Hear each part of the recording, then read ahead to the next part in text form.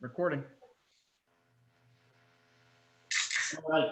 So last we left us, y'all were heading out again towards the desert to find some more information after stashing some of the loot from the possible dragon cave that you found in the cave of the albino Salifigids that you slayed earlier in the campaign. And you came across some bandits, and the bandits had a very interesting hostage, that hostage being the sorceress that you recently learned was indeed Princess Kiez, who was the very princess that you had been set out on this expedition to find. So they tried to tell you to move on. And they were like, hey, don't come here. We have this hostage. We know who it is. We know you know who it is. And if you come any closer, we're going to slit her throat. This is our territory. Kind of thing. At which point, Jacob said, how about 2,000 gold? Abso-fucking-lutely. So you gave them 2,000 gold. And they were like, cool, here's the princess. And then you showed the princess. And then you proceeded to murder all of the bandits. Apprehend. You needed to apprehend. Thank you for the clarification, Jacob, Mr. Lawful Good. You did proceed to, via mostly death, the ne'er-do-wells, at which point you found all of their loot and divided it thusly, as we did before the recording started. And now you find yourselves tasked with a possible interrogation. As Jacob would call it. But you have the princess and I believe one of the bandits still living in your custody. Both are stable and I believe above 0 hit points, though I'm not recalling where the princess is at. But I think the bandit's back above 0. Well, I think they're both unconscious. They're both unconscious. And the bandit leader's name is Vika or Vika? Vika. Yeah. The unconscious princess was very recently cursed. Yeah. As well. Way less powerful than she was. You understood her to be a sorcerer due to the way that she was casting. So you crippled her charisma, as well as several other things, but that's the primary thing. All right. So here's what I'm thinking. Everybody jump in if they've got an idea. So we got these candles. I say we light one, bring over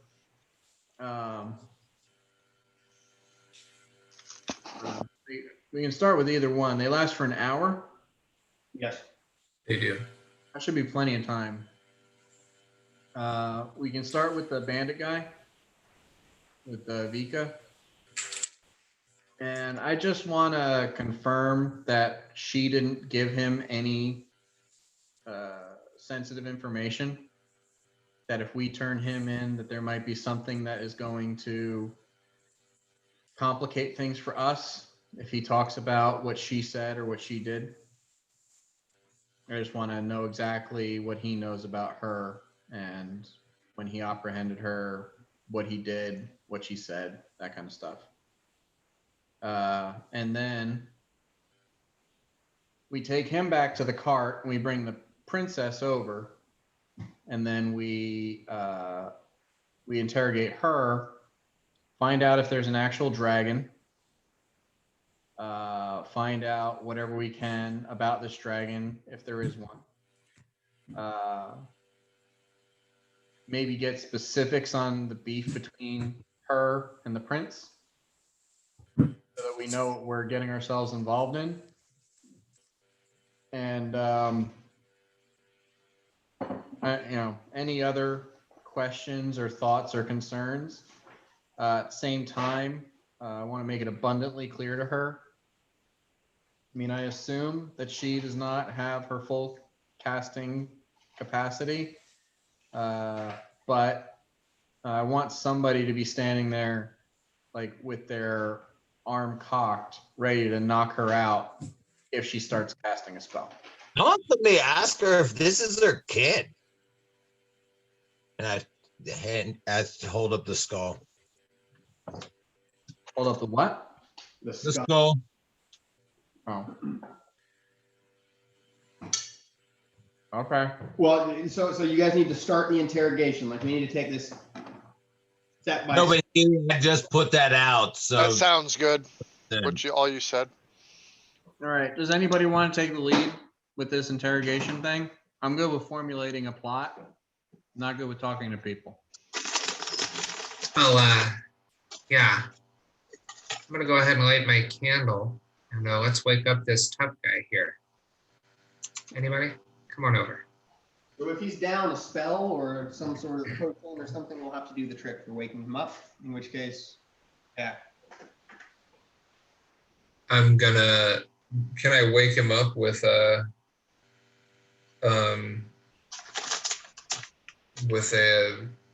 curing, like just a heal?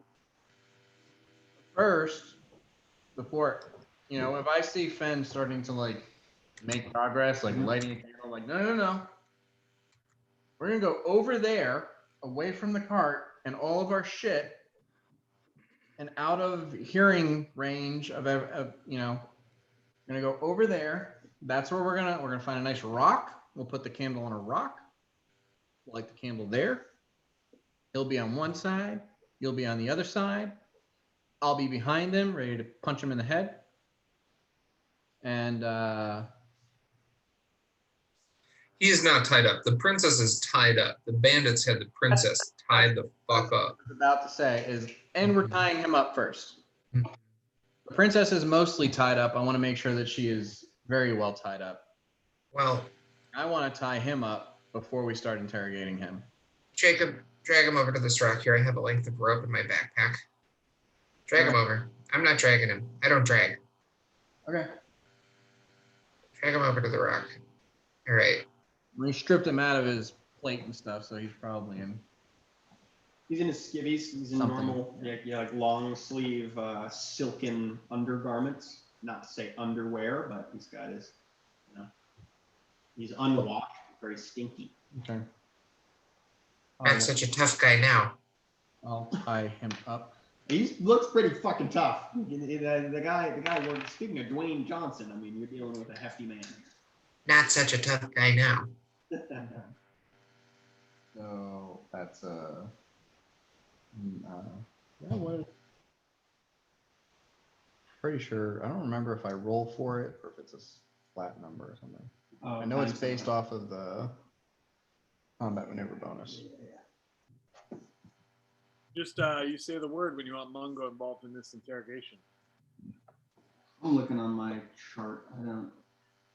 Jacob thought about it, and he's just thinking about walking in on the camel merchant covered in shit and vomit and thinking, I don't know. I don't know about Mungo anymore. Oh yeah, that was an appetizer, Dan. I got way worse stuff in mind for this guy.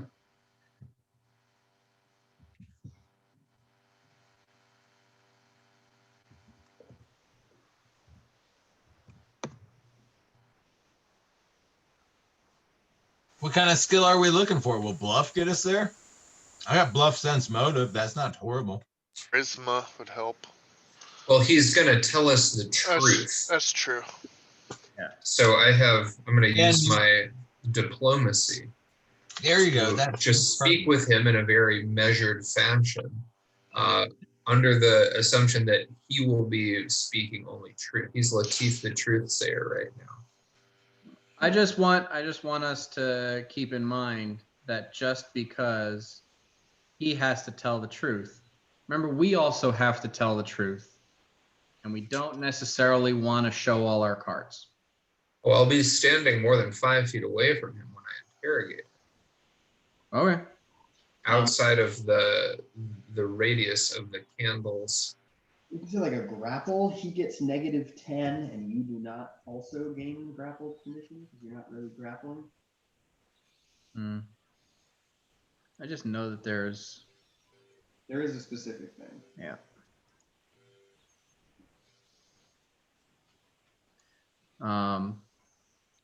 But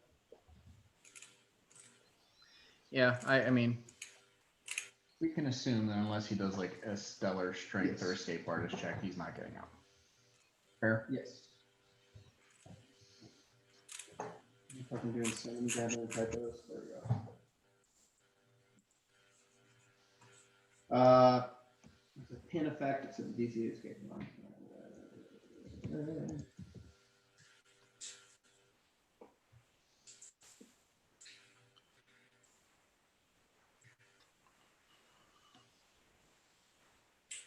Oh my god! I don't want forms.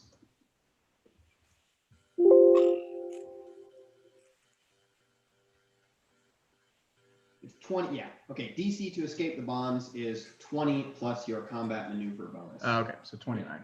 Yeah. That's right. All right. 29. So do you wake him up yet? That's on. So we drag him like 100 feet away from the cart. Who wants to be present for the interrogation? Mungo, Fen, myself. That it? I'll Okay. keep a eye out, like watch. Yeah. The rest of you just make sure nobody fucks with the cart. Okay. So we light the Uba can stealth out by the cart to make sure nobody's fucking with it. So we light the candle, and Fen, you gotta wake him up. He is stable. He's unconscious. Yep. Standing 5 feet back from him, I snap my fingers and I say, "Hey fella, hey fella, hey big tough guy," and I cast. Where he was. He's not at 0. He's not at 0. He's just unconscious. Well, no, less than 0. He's at less than 0. So He's at less. He needs healed. He needs to and yeah. Excellent. I use heal to provide first aid, Okay. which I can roll for. that's going to provide 1 point of healing Oh, really? per level. Yeah, per your What, level. So what 5. what did you get? 22. Roll or 20. Yeah, that'll do it. He gains 5 hit points, and he is currently very, very, very, very hurt, but his eyes pop open. Yay. All right.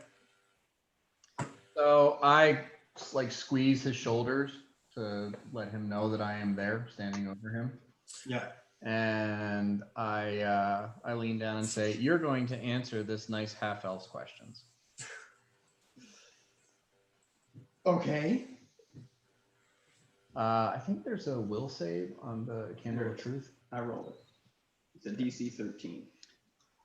Since I'm standing there with him, I think I probably also need to. Roll, yeah, DC 13.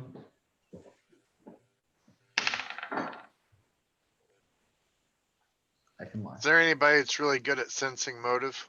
He cannot. You should keep an eye on him while he's doing this, in case he might lie anyway. All right, that's fine. I'm basically kind of keeping watch with you, and you mentioned that, and so I circle back around stealth style to keep an eye on the situation. To be the unseen observer, so to say. I think that's it. I give Fen a nod and say, "When you're ready." I'm standing, beyond 5 feet away from him. I have kind of my arms crossed behind my back and I'm looking down at him.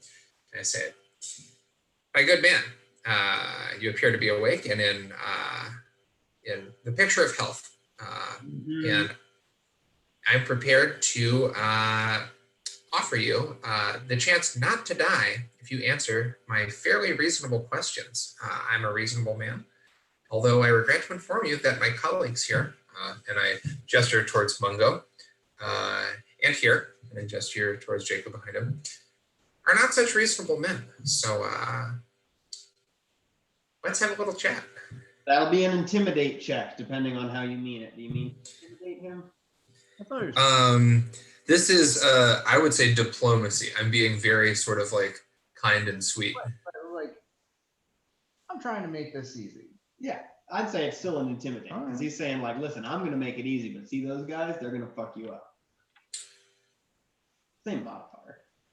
What did you roll? No, it's not. Intimidate and charisma?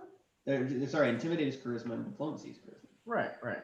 I'm saying you can put different you can put different skills in. Yeah, okay. I mean, I am trying to be diplomatic here. That is my goal. I'm not trying to.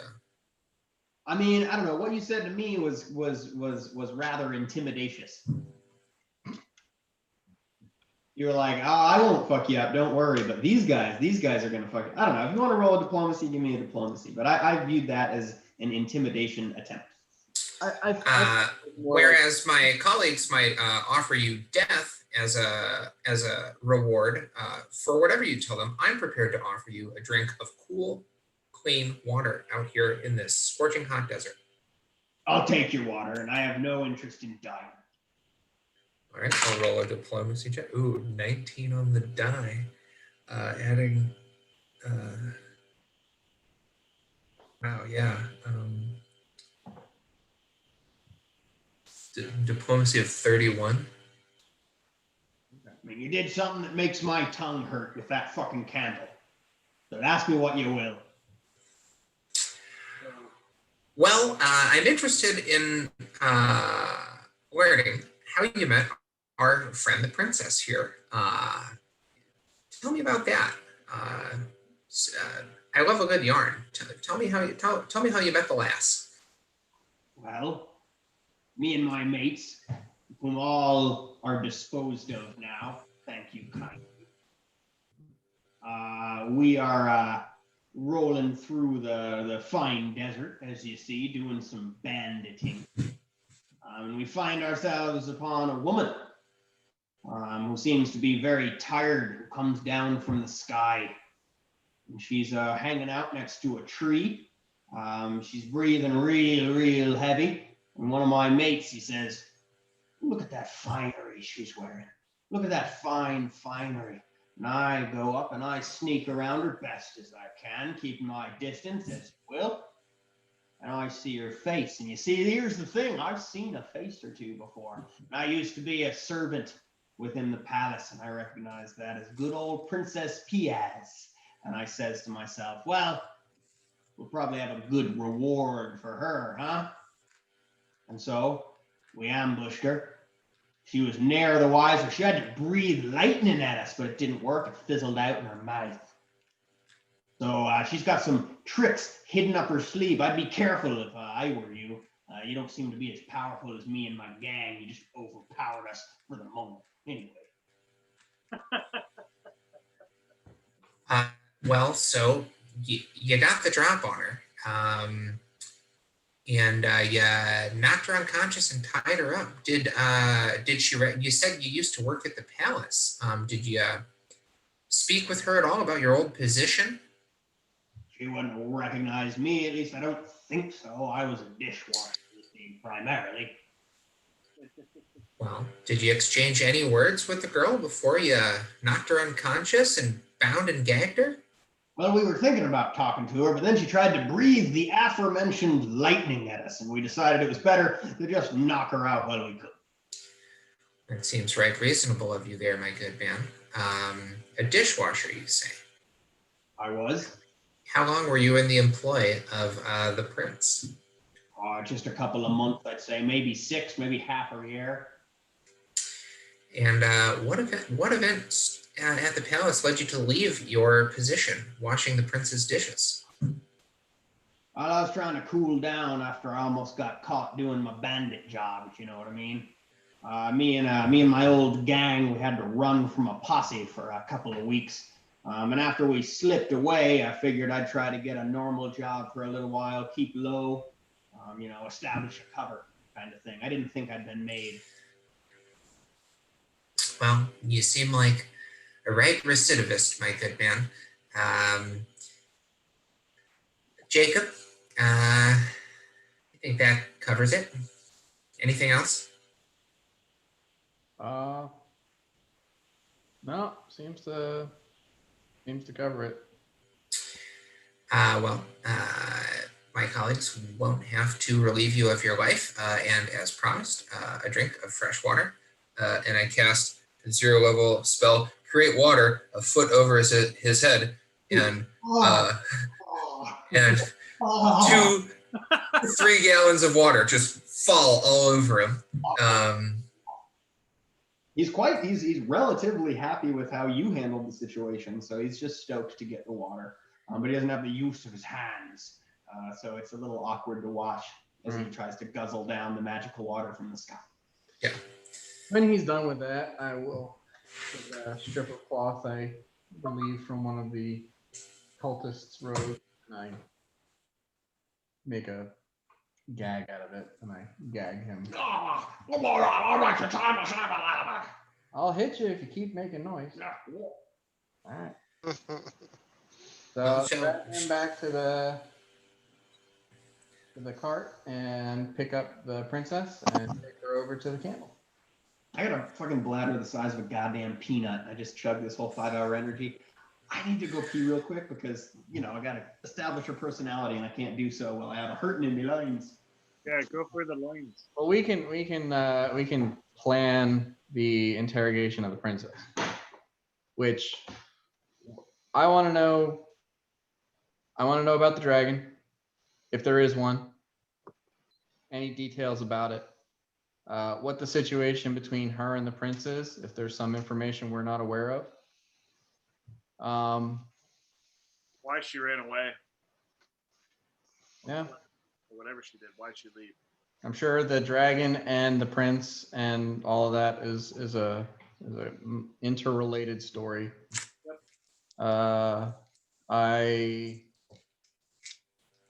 Skull is is that her child? Is Ublik's line that he's curious about. Probably want everybody standing behind her, point her away from us.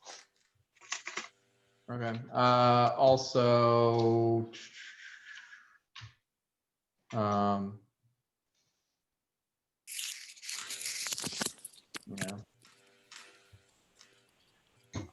anything else?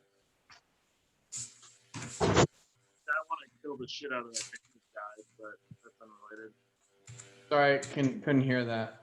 I want to kill the bandit guy at some point, but that's unrelated. So personally, my thing, granted, I probably made a little speech about this at some point.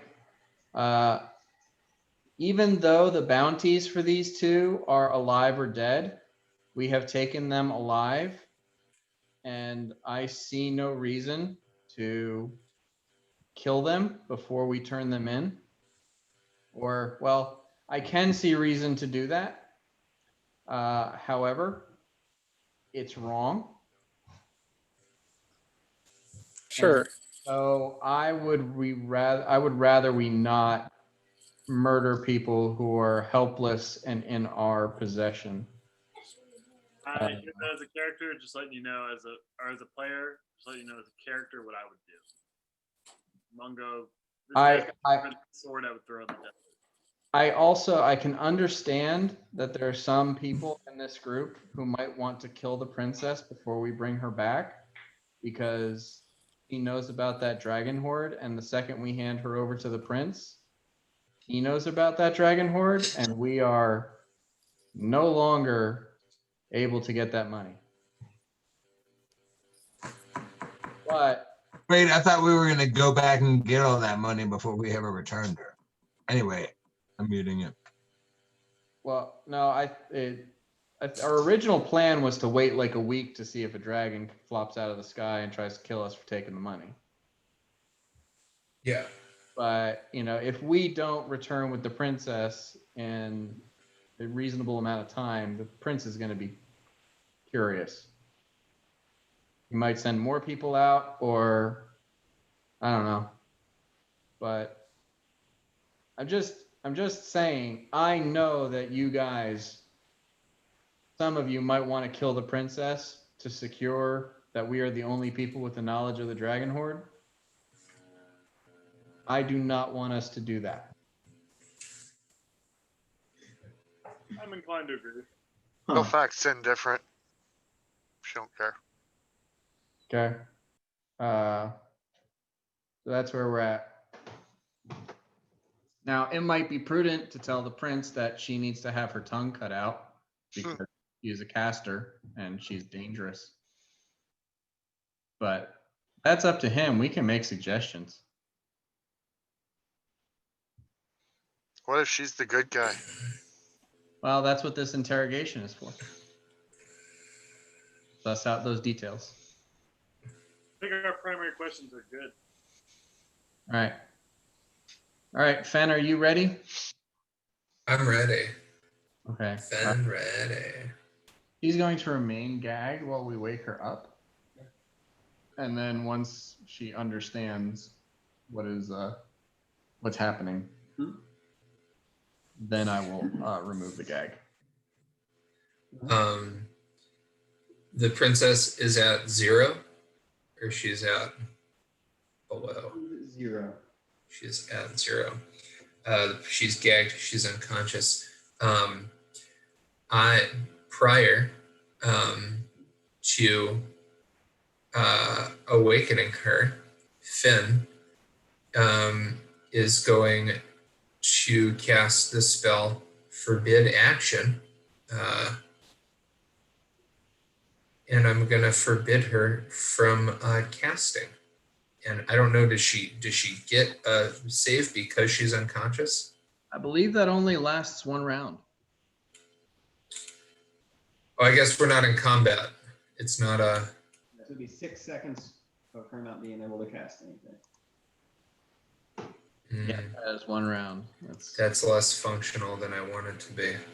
Could be a good intimidation on her that if she wakes up, her first thing she might do is try to cast, and then she can't. Well, when she wakes up, she's gagged. And when I take the gag out of her mouth, my hand is going to be wrapped around her throat. Fair enough. So That's a better plan than a spell. Excellent. Okay.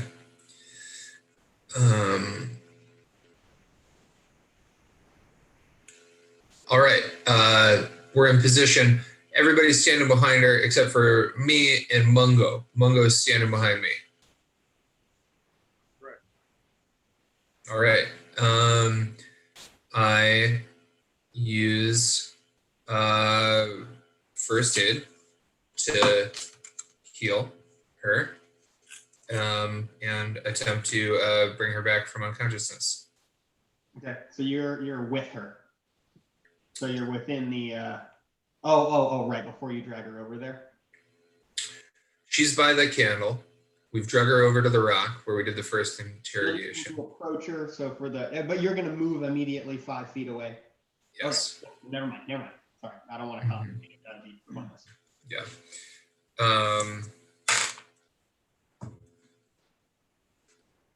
I mean, is it? DC 15. Yeah. 23. Yeah, totally. So she regains a certain amount of hit points, gets a little bit of color back in her face, but she's still damn fucked up. She does try to move around. Her hands start to kind of clasp at the air, and she goes. All right. So I put my hand around her throat. I give a gentle squeeze, and I say, I am going to take your gag off. If I hear anything that doesn't sound like common, I'm going to squeeze a lot harder.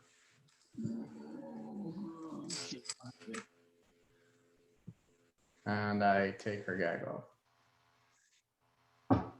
Have you already done the will save? Yes. She looks at you silently.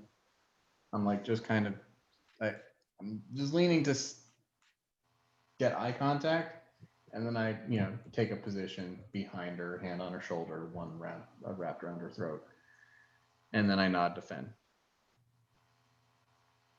Well, good morning, Your Majesty. Fancy seeing you here. Good morning. We couldn't help but notice that you've run into some bandits out here in the desert wasteland. How unfortunate. Yes. Well, since we've encountered each other, I thought we might have a little chat. Have a couple of questions I'd like to ask you regarding our first meeting and your relationship with our commissioner, the prince.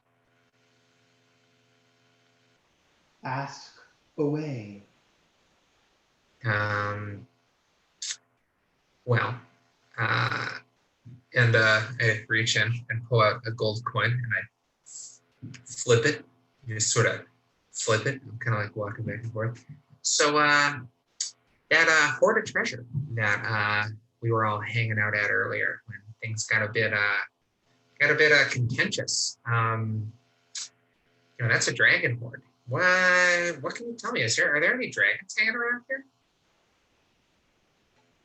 That question frightens me. Well, frightened or not, I'm looking for a confirm or a deny or I don't know, maybe sort of a thing. Have you seen any dragons around recently, Your Majesty? I am currently concerned about my safety. Well, that's reasonable. There are bandits all over the place.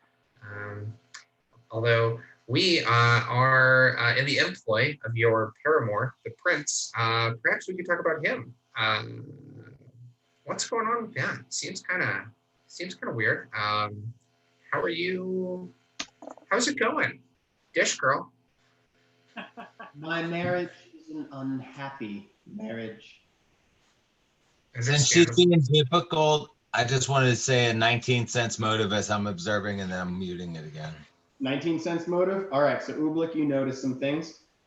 She's very, very tense. Her eyes are rather wide. She's obviously telling the truth about the fear. And she keeps eyeing that fucking candle that's burning next to her. Just eyeing the candle. That is.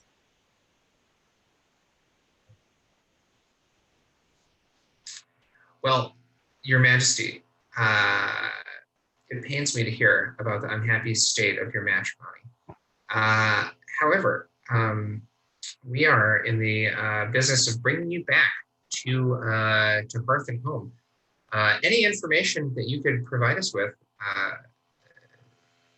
about your relationship to any, again, dragons in the area would be great help to us. The prince is quite concerned about the presence of a dragon. I believe that the prince is quite concerned about his stature and keeping up appearances rather than the existence of any sort of dragon. He always thought my father was a bit of a loon, if I may say so. And I do not believe that it is a good idea for myself or for you, your compatriots, if you are to bring back the prince. Bring you back to the prince. Yes, I don't believe that that is a good idea. Well, go on. Go on. What would you like me to speak on? Why is it a bad idea? I hopped down from my perch. I'll walk up too. Me and the prince are a product of an arranged marriage. I have never been fond of elves, and I have friends who are not fond of elves either. And these friends might come looking for me, and they will not be very nice to the people they find that have caught me.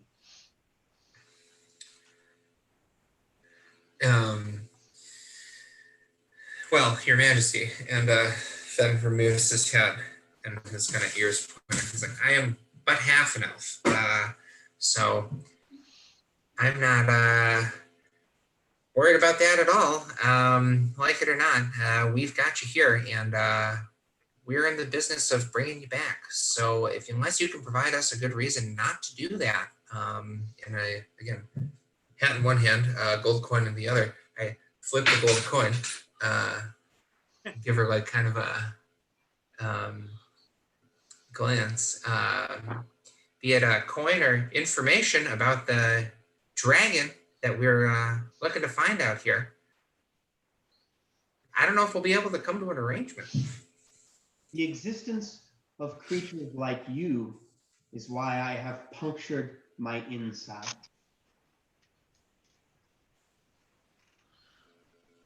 Punctured your inside? Is that Uh, what you said? I will not bear a child. Oh. Hey, Fen. Hey, Jacob. I'm gonna tag in here. All right. Tag in. So I Fen reaches out, and we tag. all right. And then I put my hand around the princess's throat, and we kind of do-si-do, and Jacob's out front now. All right. I'm sorry, Princess. I'm sure that given your previous statements, you must absolutely abhor the touch of even half-elven flesh on your skin. And I wave Mungo over. So Mungo can come into view of the princess. Yeah, I lurch over. I walk out like Vince McMahon at WWE, that like weird saunter. She recognizes your ass, and she's not happy to see you. And I say, Mungo, please, for the comfort of the princess, relieve Fen so that she doesn't have to suffer the touch of his skin on hers. I wait a beat. Vince McMahon walk over to Fen, and I very gently touch Fen, stroke him like a small cat, and I take his hand off, and I put my big meat claw on her throat, and then I stroke Fen again, and I'm like, good job. Roll. Do you have Intimidate, Mungo? Do I have Intimidate? Fuck Yeah. yeah, I have Intimidate. Look at me. Roll an Intimidate and modify it also by your Strength modifier. Cool. I will do that. 80. What a shit. 9 modified by strength. Not great. 16. He's pretty fucking terrified. Jacob, you can certainly see it. Okay. Decide for yourself whether or not you're smart enough. Good circumstance modifiers on this. Yeah. All right.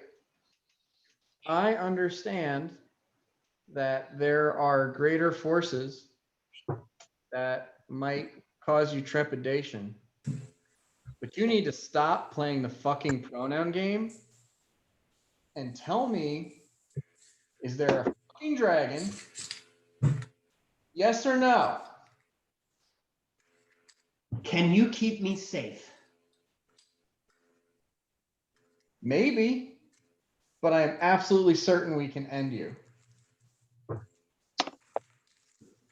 Yes, there is a dragon. It's not the dragon you think. Okay, no dangling. Continue. Okay. The dragon you were seeking is the dragon that my father was seeking. I assume that the prince told you about my father's, well, she can't go like this, but supposed mania. Did he not? Yes. That dragon is dead. This dragon is that dragon's offspring. offspring. This dragon is named Thane Reslin, and he is a prince among dragons. And he is very, very real. And I haven't yet figured out if I am scared of death by him. And I would prefer if I was not found captured. All right.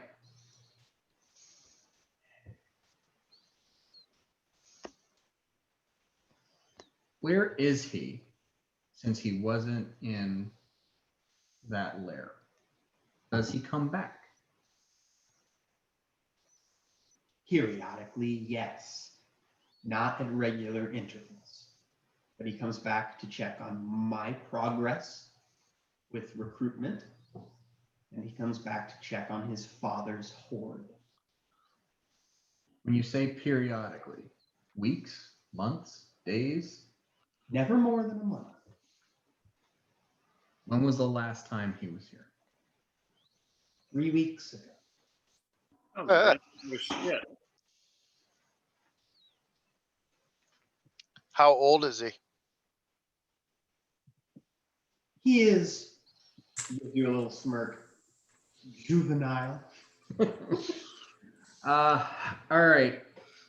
So you are scared of him. You Yes, do not but want I to also die. worship him. Is she banging the dragon? Yes, Michael. Juvenile. Roll a sense motive, Mardigan. Oh, it's not great. It's not great. A 7. Wait, yeah. Are you banging that dragon? Her wanting to is not out of the question. Okay, You think of great. hard work and can't put your finger on how it wouldn't kill her yet. Well, you see, you screwed up there when you said worship. Because I was thinking, we could like cut off your hand or something and take that to the prince and say, you died. This is all we could bring. But if you're not going to like go off and live another life someplace else, and if you're just going to go back to this dragon and continue your cult behavior, I'm not cool with that. I'd like to step out of stealth and with a good bluff of 23, be like, that head's worth money. And that's it. Is he with you? Unfortunately. Interesting.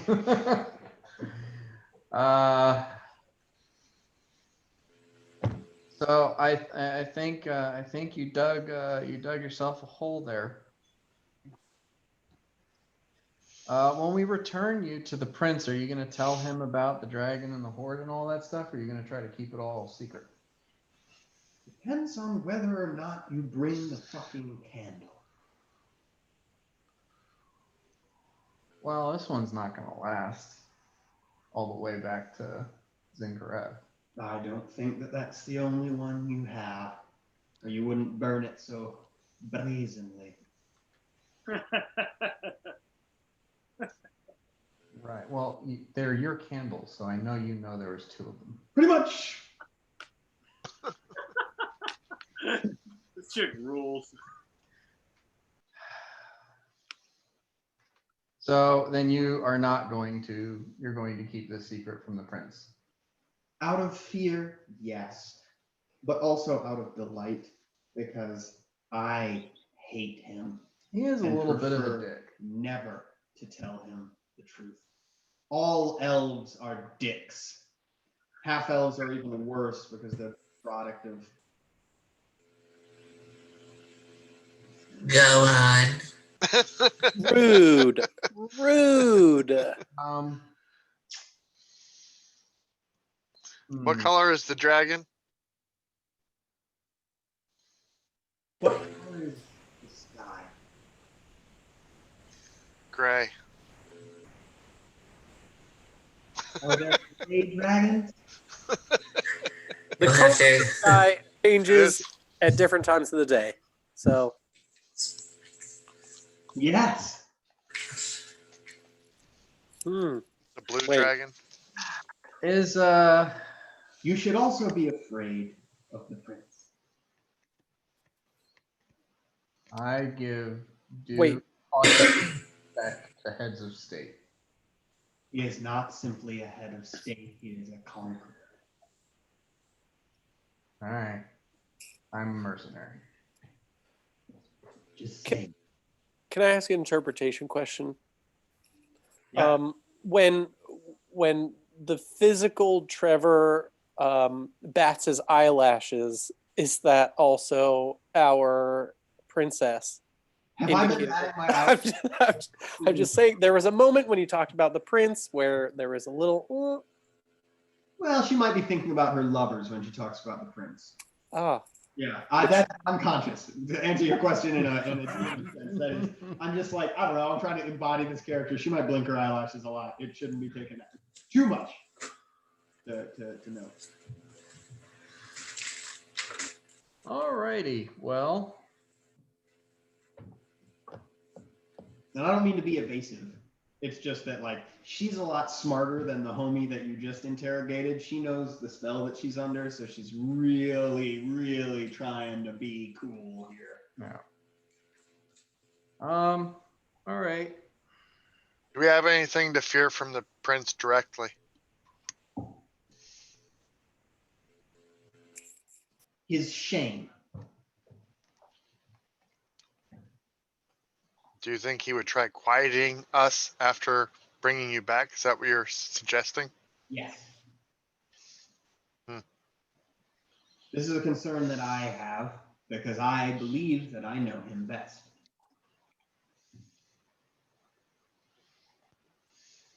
Who is this? And I put the skull kind of in her face.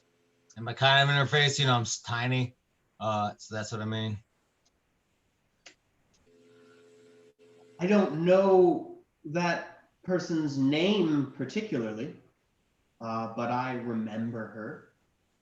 I'm assuming you found our eight-legged friends. They were friendly. Yes, well, they have made, they are compatriots of the Thane, and in payment for their servitude, he has our organization feed them. Well, that contract is closed.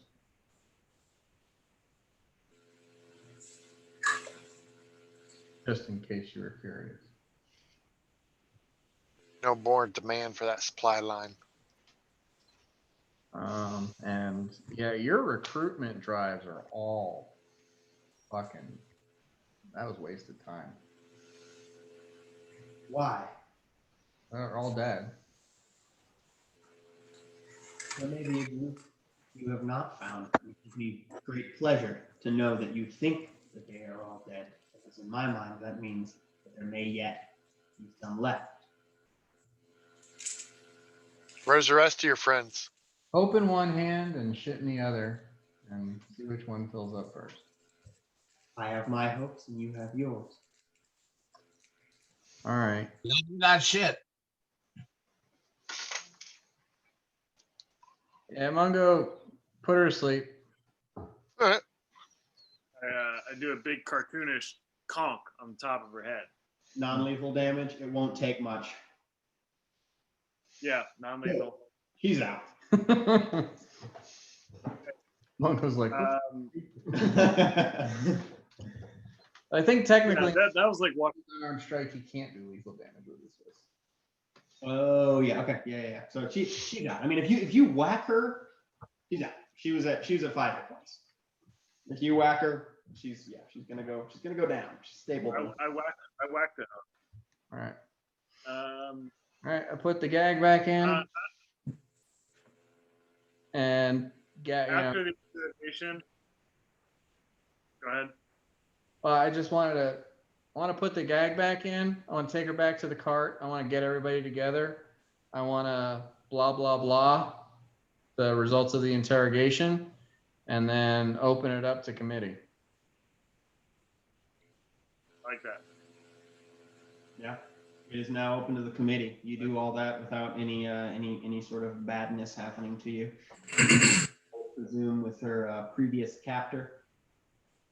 Yeah, I want them facing each other. Okay. Their hands are tied behind their backs and those arms are tied to either side of the wagon.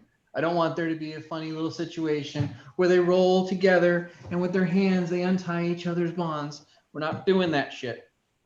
If they roll together, she'd probably try to bite his fucking nose off. Uh, But better safe than sorry. Yeah. Oh, and she's out anyway. Yeah. I am cautious. Mm-hmm. So It's just she's breathing, right? yeah. So do you think we need to worry about the prince? Probably will change what we do about everything, depending on that.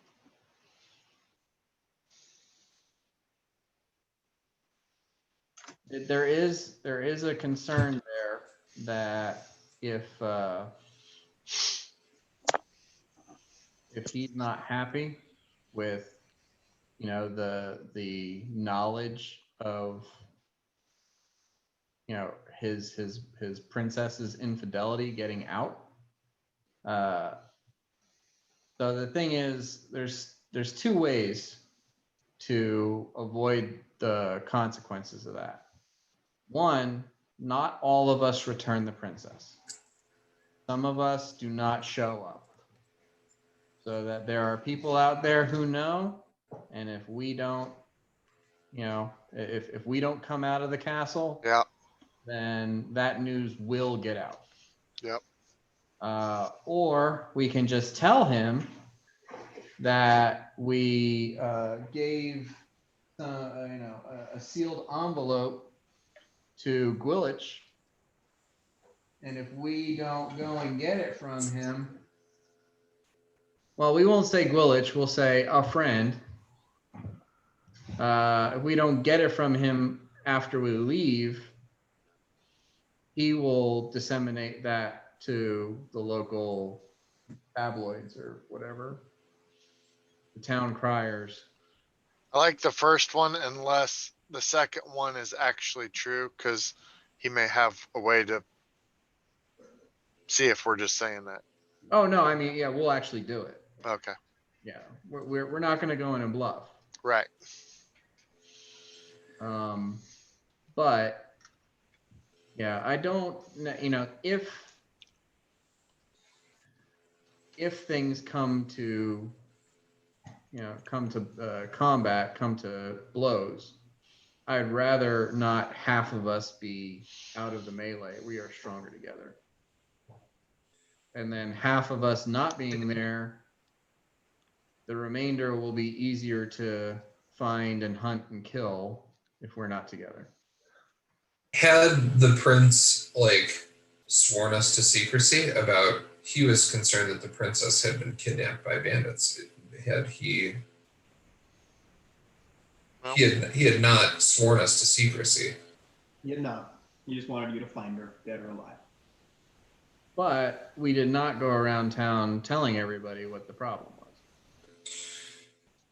Well, we could just go around and tell everybody before we get back to the prince. I mean, if there are town criers and tabloids, it could be an extra read all about it type situation. Bandits kidnap princess, local boys make good, and girl, you know, a real puff piece, a real.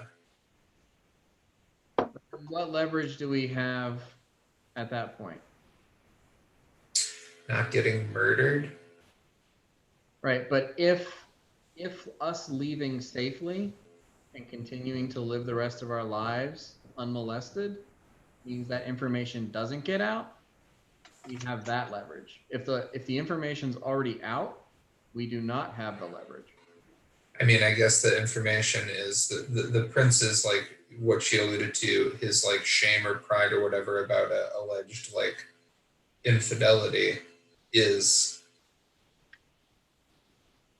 you know, is the thing that he's concerned about. Like, No, she was very clear. The point of that you may have gotten from it is that if it gets out that the prince married a powerful dragon sorcerer, he does not like being a fool.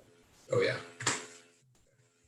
And if we were the ones that spread that information across the land, then he would kill us out of spite. We wouldn't be safe because the information was out there. He'd just be angrier. That's a good point. So, I think it's perfectly reasonable that we, write up a basic, some information regarding, the prince, the princess, these things that would be shameful and dangerous to his. I swallowed the wrong way. Things that would be dangerous to his reputation, and we give a copy to Gwillich and a copy to, there's another individual that Hen that I'm familiar with. Oh, I know a kid in the camp outside of town who really spread this shit all over the place. We're not telling them. We are giving them a sealed envelope and saying that if we don't come and get it tonight, when we, this evening after we go to the palace, then they give it to the town criers and, those who would disseminate. I'm telling you, if we tell Nico, everybody will know it. Just to open the envelope, don't open it, but open it. Anyway. I just want to make sure we're going to people we can trust. And after seeing the way Gwillich handles himself, I'm pretty sure we can trust him. Plus, he's not going to say anything. Oh, Echo's tight. Echo's solid. And then I feel the same way about Hen, right? Yes, Hen is a trustworthy person. Echo has a brother named Waldo. Where is he? So if he finds out, we'll tell everybody. So Echo's a little bit of a risk, that. Echo's cool, but if it gets out, if Waldo gets Echo really drunk, Echo's going to talk about it, and then Waldo's going to tell him. All right, never mind. Yeah, I mean, we need to put this with trusted sources, because if we make this ultimatum with the prince, and then 2 weeks later the whole town knows what just happened, where we all have wanted posters of our own. By the way, is there a law against me having this? I'll show you the mutant skull, Jacob. Not necessarily. I mean, It's unpleasant. It would be considered gauche. I'll put it up. I just was curious. There's rumors of necromancers that come in and out of the port town and buy supplies. No one knows from who, but no one's asking. No one fucks with dudes that have dead shit. Anybody have any other suggestions, thoughts, concerns? Does That anybody seems reasonable. potions for them? I feel like that's a reasonable plan. What time of day is it? Time bomb envelopes. It's like it's not afternoon yet. It's late morning. 10 o'clock. Well, if we get going now, we can be home by lunch and have this business concluded before bedtime. We'll wrap it up. 6 hours, 6 or 7 hours away from the city. Yeah, we could be back for dinner. Well, let's get a move on. It's still good. Yeah. But Great. if we go back now, all of the resources that we spent that are like things that are recouped once a day, we don't have those. Those of you It's true. whatnot. spells and what have you. Well, how far are we? We're by the watchtower, correct? Yeah. There's corpses sort of strewn around the watchtower from the bandits that we've slaughtered, Yeah, fuck those dudes. apprehended. And at some point, I would drag them just like off and away, not necessarily in a pile, but just like not on them. How tall is the watchtower? The watchtower is relatively close by because there was kind of a path that you were following, or that you wanted to follow, that kind of went into the hillside that started with the watchtower. If you're facing the watchtower, the path was a little bit to the left of it, and that's where these bandits came from. So as far as the watchtower is fucking right there. And you said it wasn't even that tall at this point anymore. No, 15 feet at its highest point being kind of a pike that's sticking out, is a burnt down watchtower. So I think we make camp here, maybe kind of look around, see if we find where the bandits were camped out. They probably picked a decent spot. And then camp here, head back to town early in the morning. That way, whatever comes at us, we're ready for it. All right, camping out at the watchtower. Cool. So yeah, just give me like the order of watches and all that good stuff, and we'll get through the night together. I think since I'm an alchemist, I would like to get it set up to where I start making my extracts the night before. Right? To where it's just like, because they last just 24 hours or whatever. So how late in the day are we? It's 10 o'clock a.m. right now. So Oh, you it's spend all day doing some things. I think it's like what is it, like 2 hours to make some of I'm those? fine. I've only expended like one potion as far as I know. Yeah, Extract. so totally. Just kind of subdivide that. But you know, when y'all want to get up, around what time? But let's just say it's proper 10 o'clock on the dot right now. 10 o'clock a.m. Well, I mean, how are you doing, Fen? Have you depleted a significant amount of your casting? I mean, I could, the things that I want. I mean, no, but a day would be great to have the things that I have depleted back. Like I love a good camp out. All right. I just, like, as I was just checking, if Ublik has barely spent any resources, if there isn't a significant reason to camp a night. I'm down about a third of my hit points and they're non-lethal because of burn. Okay. So that's a good reason to rest.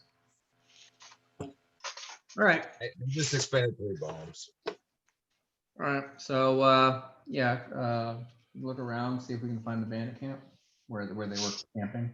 Yeah. Yeah, we have plenty of daylight. Give me some survival checks to find that bandit camp. Is anybody good at that? No, but I'm gonna stealth out whoever's the one who's doing the survival. I want to like keep a perimeter on them and just keep an eye on them. And my stealth's pretty good. It's like a 28 or something. Okay. Oh no, 27. Sorry. Mardigan, you can survival. 28. 28. It takes you about 10 minutes to find a fresh trail. Takes you about 20 to lead your party, wagon and all, if they want, to the site of the recently deserted bandit camp. There are 2 tents still erected, and there's still a fire smoldering in the pit. Nice. Very nice. Looking around, are there like vantage points? Like, I'm just looking at this camp, trying to suss out how they kept it secure. Yeah. If they've already thought of things, then... Yeah, there's 2 watch points, one kind of on either side of the camp. So if you go up that path that they came down and take kind of a left and then walk for about 10 minutes, that's where it is. So it's kind of off the beaten path. And there are 2 watch points kind of back towards the open desert that are relatively clear and are like small hillocks that you can go poach. I also want to search the bandit camp for the finery that was on the princess. Okay. Yeah. Totally. So you find like some nice ass robes And let me look up. Some nice ass robes. Yeah, some nice ass robes. Worth probably like 300 gold pieces for these nice robes. Let me look at what she had.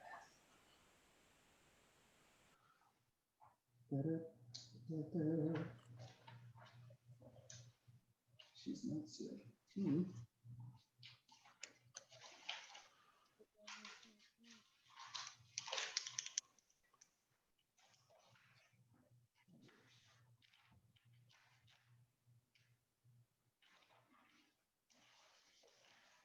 There she is. So you guys ready? Mike's gonna get us kicked off of Twitch. I'm sorry. I'm sorry. My wife is a nurse and she deserves it every single day. So what we're looking at is a scroll of gaseous form, a scroll of levitate,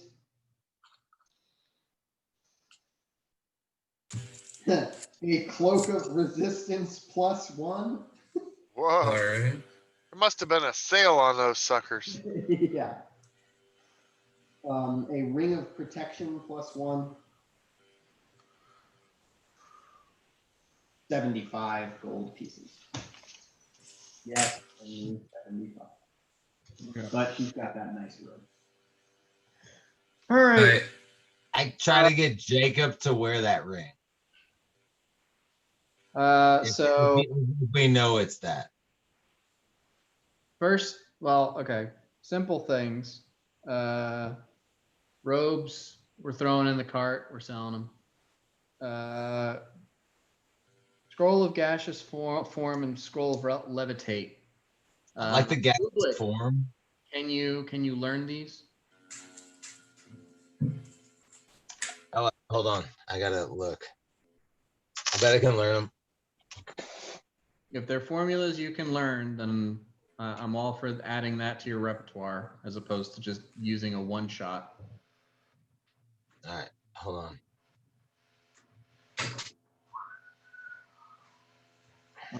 Then take 10 on the reason not to identify. What level is gaseous form? At least 3, isn't it? Is it 3? I was thinking it was 3.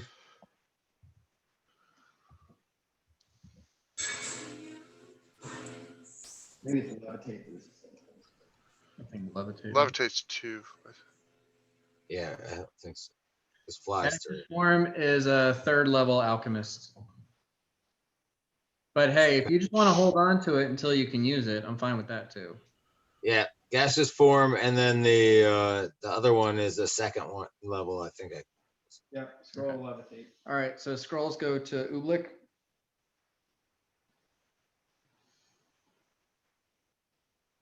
Yep, I can.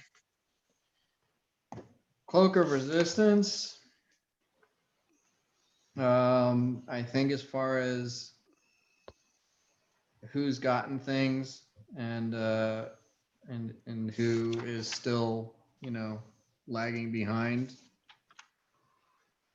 is probably we're looking at Mardigan, Chilfax. One of you. Morgan, do you want it? I mean, generally, I'm trying to be on the outside of action regardless. I'm not sure if that would be helpful in that regard. Well, spellcaster could cast at range too, so it could help you. Sure. Yep.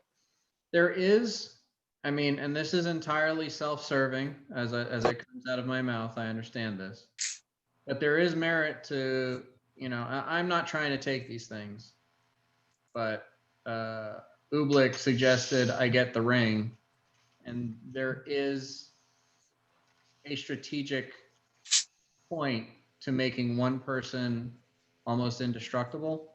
Sure.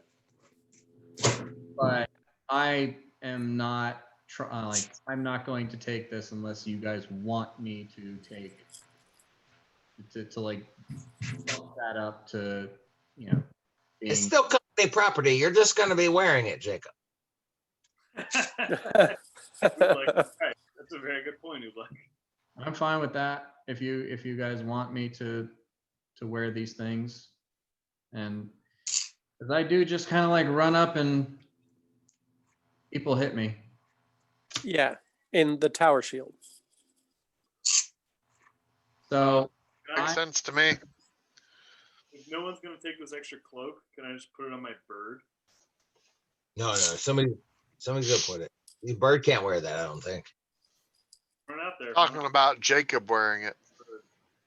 Yeah, So Jacob he was has gonna. better saves. Ublik said the ring, but I was speaking in that vein. There is a strategic advantage to having one person that is. No, but Ratbag doesn't have a cloak, right?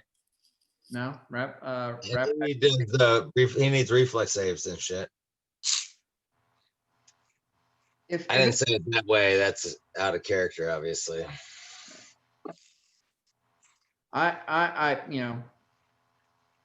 you tell me.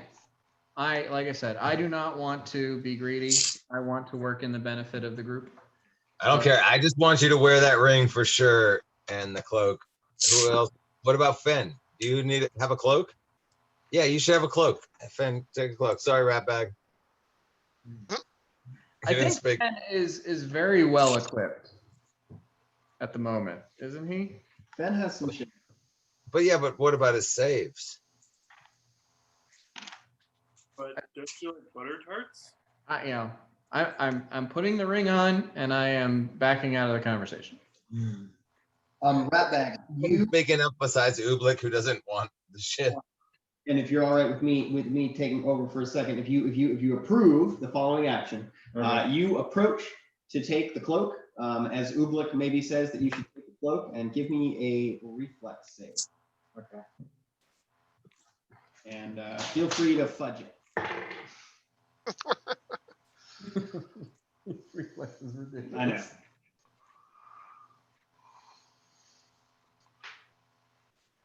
90. 23. 23 is not going to do it as you plunge up to the fucking thigh into one of those termite holes. And out of your pocket flips a weird little circular metal object. Can anyone detect magic? Ben, you notice that this object is glowing with a magical energy. Would you like to approach it? I would. All right. Give me a. Does Ratbag notice that he's dropped? Ratbag, roll a perception check. 30.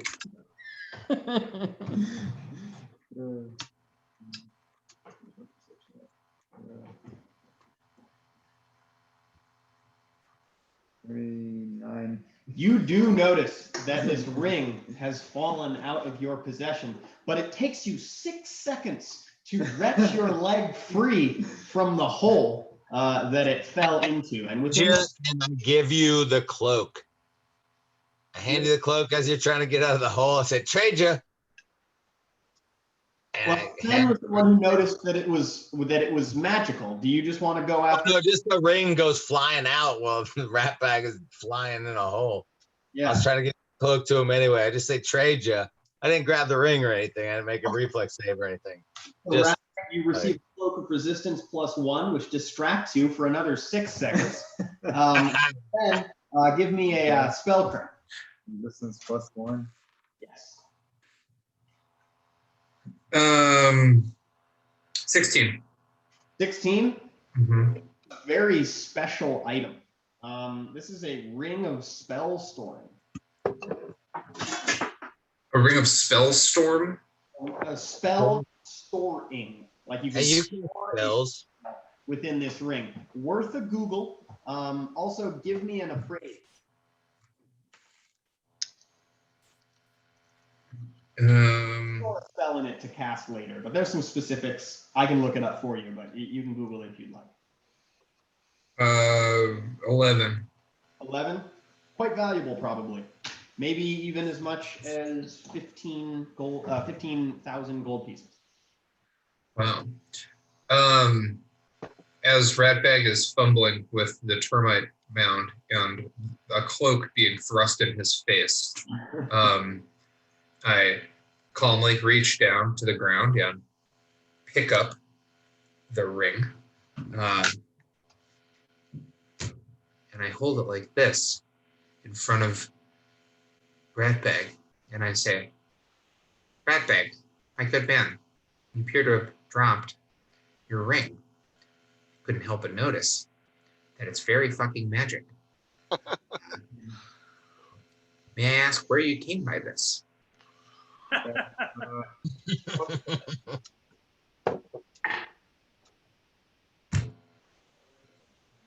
And Ratbag is quite short. Yes. So I got a 24 bluff. So it's going to be a DC 24 sense motive, Fen. You see? Then Sense what's motive. written about this? I am at a 18. I'm not going to sense stuff. You believe what he says when he says the following. That was my father's ring. I've had it with me this entire time.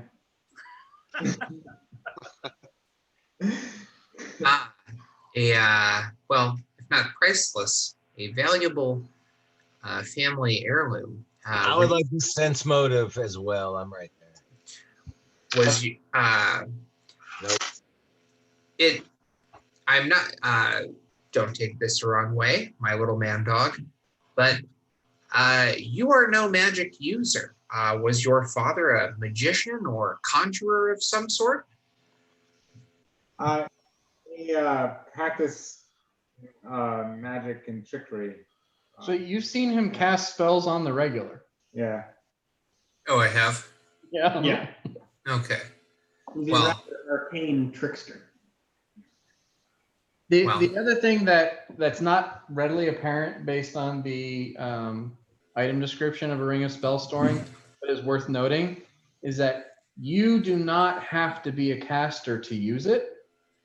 You just need someone to cast spells into it. Okay. That's pretty sweet.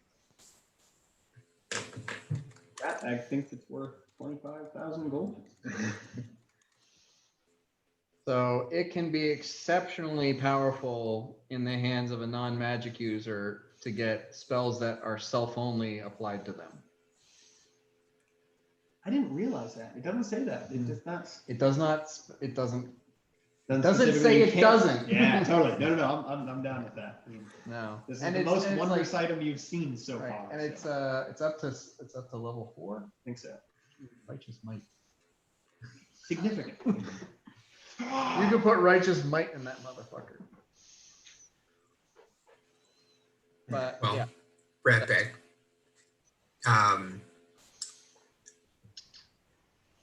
Since it was your father's, maybe you'd want to take a little more care of your magic ring here. And I hand it back to him. That bluff check was clutch. His character is built for this shit. Yeah. No. This is a moment that Nick wanted. I'm glad we had it, but that bluff check was clutch. I rolled a 3 sense motive. Fuck yeah, dude. I hand Ratbag back the ring. I've heard many of these stories, and he wonders, how did Ratbag turn to a life of crime when he led such a charmed life before? Yeah. Yeah. Well, all right. That was delightful. I wonder if we can use the ring now. You didn't mention that it was magical, right? Yeah. And what does the ring do? Well, you put spells in it, and then you got spells in your ring. Ah, I'll read the description aloud. right.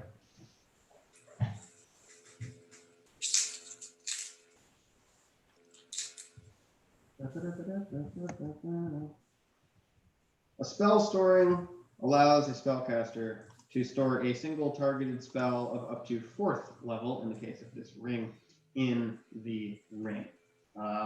The spell must have a casting time of 1 standard action. Anytime the ring is released, a creature and the creature strikes creature. Sorry, I pulled up the weapon description. Yeah, 4th level spell that takes a standard action can be stored within the ring, and with a standard action, you can release. It's one spell. Yes. One time use. Oh, I don't think it's one-time use. It's one-time edit. It's one spell at a time. It's arcane or divine, right?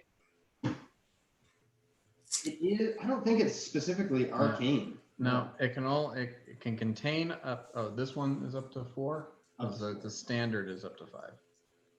Is it? Okay. Well, I pulled up the weapon of spell storing. I just typed in spell storing. So yeah, up to 5. I'm totally down with that.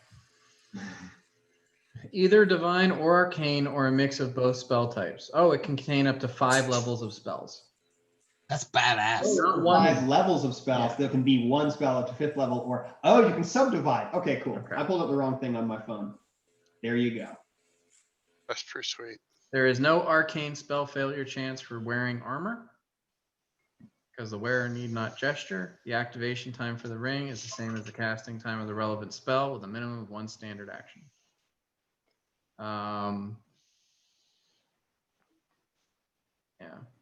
Is there a spell currently stored in it? There is not. Okay.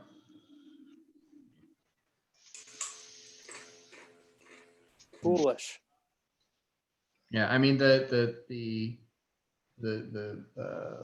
spell used to create the magic item is imbued with spell ability, which is the spell you cast on somebody to allow them to cast a spell that you know how to cast. Which automatically gives that to whoever's wearing the fucking ring. Yeah.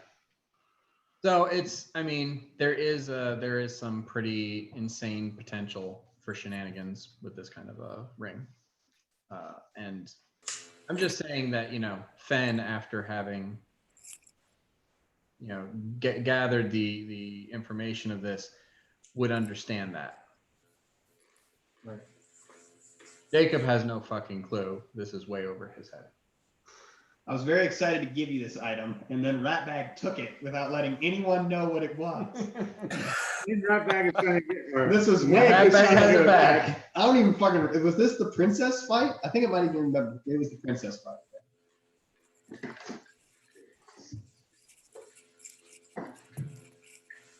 Well, Ratbag's got his ring back, his dad's ring back. Regardless. Mhm. As a player, I'm trying to give the ring to somebody, but Ratbag is too damn greedy. He just stole the ring. Well, Finn didn't even say what the ring did or anything. Finn just was like, "Oh, it's your father's ring. Here you go." Like, that's not any knowledge of any other character, right? No, he said it stores spells. Okay. Yeah. But like, you know, like earlier, we don't have an encyclopedic knowledge, Yeah. especially not of.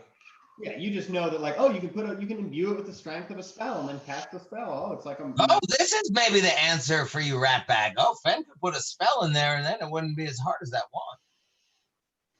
Ooh. Yeah, can you put a healing spell in it? I mean, if we're going to bed down for the night, and you've got a couple of spells, you know, that you haven't cast yet, Finn, maybe it would be prudent to fill up that ring, so that tomorrow we have those spells at our disposal as well. True, What Dad. spells haven't you cast yet today? I mean, I can put cure spells in it, like That's true. You could up change to it. cure serious wounds. I could put a grace spell in it, so you don't incur an attack of opportunity.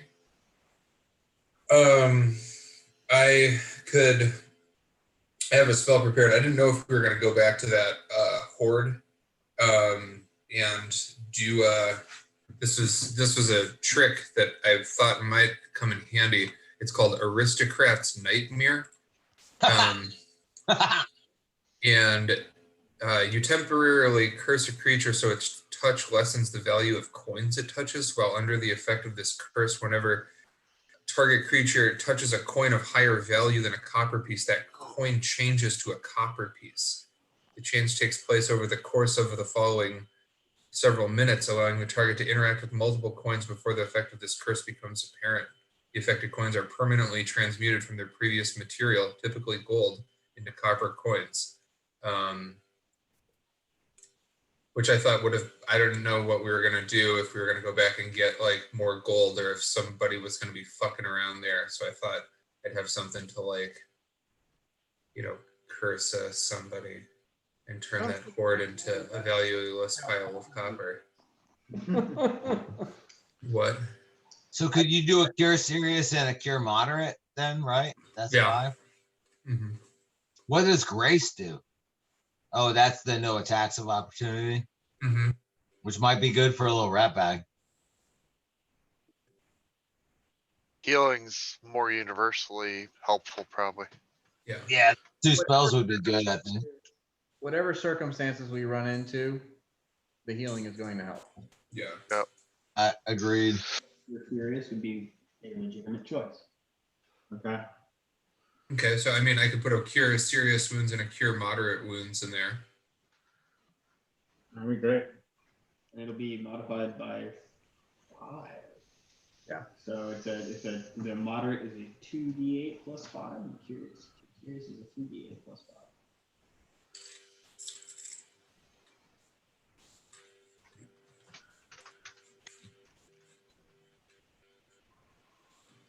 All right, you guys do anything else before the sun begins to set, and you all decide to do watches or anything like that? Anything else with the remaining daylight? Let's say it's about noon right now.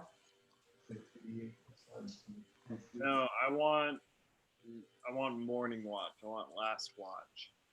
I'm gonna spend like 2 hours organizing the shit in the cart, like making everything even and like playing Tetris with all of our crap. Okay. I Including would like to help with that. That's going to help you with that if you desire. and you know, I'm also going to suggest Ublik and Abe maybe make sure, you know, if there's any additional improvements they can make to the cart, or you know, just shore up the reinforcements that they've made previously. I mean, it's our cart now, so we might as well make it as nice as we can make it. Basically, help you sure up everything. If there's something I can improv with the stuff we're putting up, How then far? I can use that. How far are we from the horde? From the horde, you are about, I believe, 2 hours away from that cave. I didn't know it was noon. I didn't know if we wanted to load up more. I do not want to fill up the cart that has a princess and a bandit. I don't want to fill up that cart with gold. Okay. You're just talking about worried that she would give up the spot. So, I don't think she will. right. What if we stash her in the cave? Why would that be a good idea? You got to bring her back. No, I know. And never mind. It's fine. Just to go steal some gold and do some stuff with it, and then go get her again. Somebody keeps an eye on it. Anyway, Ublik. Yeah, we have like a whole bandit camp. I mean, it's possible that there are pieces of carts and shit here. So if you guys want to revisit, you know, engineering the ultimate mercenary cart, there Search check for the camp. Oh, horrible. I get distracted. There's probably some burning. Hold on. That's an 11. Yeah, you said there was a fire. I was like looking around, but I just end up kind of looking at the fire. You find an extensive amount of adequate building materials. Give me a knowledge engineering, Abe. Hey, Ublik, do you want to help me with some of these schematics here? Oh yeah, when I see you looking at a bunch of stuff, I'm gonna go up there with a craft wagons to assist, and I will assist. Knowledge engineering? No, but I actually failed my assist because I got a 14. I rolled a 6. I can help. That's not great. It's 19. Do you want to help? Do you have knowledge engineering? I do, but it wouldn't be helpful, I don't think. Roll. All you need to do is roll a 15 to give me +2. Well, I got a 17, so let's roll with that. 21. I mean, so what you do is you compartmentalize the storage areas by creating little area, compartments, right? Maybe And- like in the back, we have like actual cages Yeah. that we can store the prisoners in. Sure, and the back and the front, right? Because it's all about weight ratio, and you do some calculations in your head, and you figure out where the heavy things should go, where the light things should go, and also weight limits for each category that you make within the wagon. And you also bolster the axles, and you make the wheels lighter by testing each wooden spoke tension during each point during the rotation of the wheel, and realizing that you can take 3 spokes out of each wheel without damaging the wagon at all. And the wagon now gains 10 feet per round movement speed. Ooh, nice. All righty. So we have 2 cells or 4 cells? 2. 2. One in the front, one in the rear. Take these cells out of just shit in the bandit camp. Yeah, he found some barrels, and there was a significant number of barrels, and he was able to alter the cooperage into actually quite sturdy bars. Cool. Basically, Ublik will just help, and he's kind of amazed at all of this that they're putting together before him as far as an idea. Yeah, he found like hordes of shit. Yeah. Well, he rolled a natural 20 on his perception check, and didn't roll so hot on the engineering check. But like, I think it's more like he actually found cages. Yeah, yeah. Bolted them on. Like, well, there you go. There you go. Okay, cool. Well, that's now we have someplace to put our prisoners. Yep. Oh, and you can carry 1.5 capacity before the carriage gets loaded, and you can still get that +10 movement speed. All right.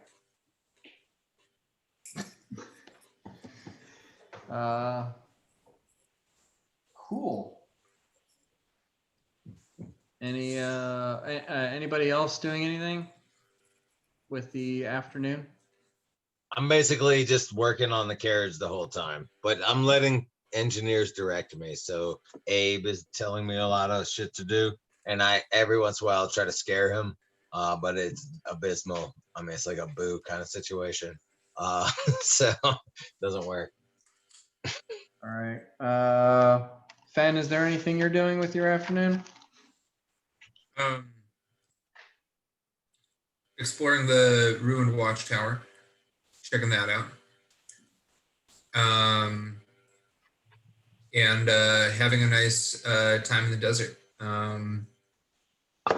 You did already roll some pretty good search checks on that watchtower when you approached it the first time. Mhm. That's the time before you did notice the bandits. But you're certainly welcome to like spend your time over there and see if you notice anything further. I'll just need a perception modified by intelligence. 14. 14. You don't find anything super special, but you do find some more of that glass that you had seen before, as if there'd been some sort of like crazy heat in this sand, and it is a crafting material. So if you want to take some of those glass stones with you, you certainly are welcome to. I take some glass stones with me. Well, you receive 2 of them. They're the size of a large ruby each. Those raver kids will pay for that. It's like the size of a. I'm not doing it. 2 glass stones.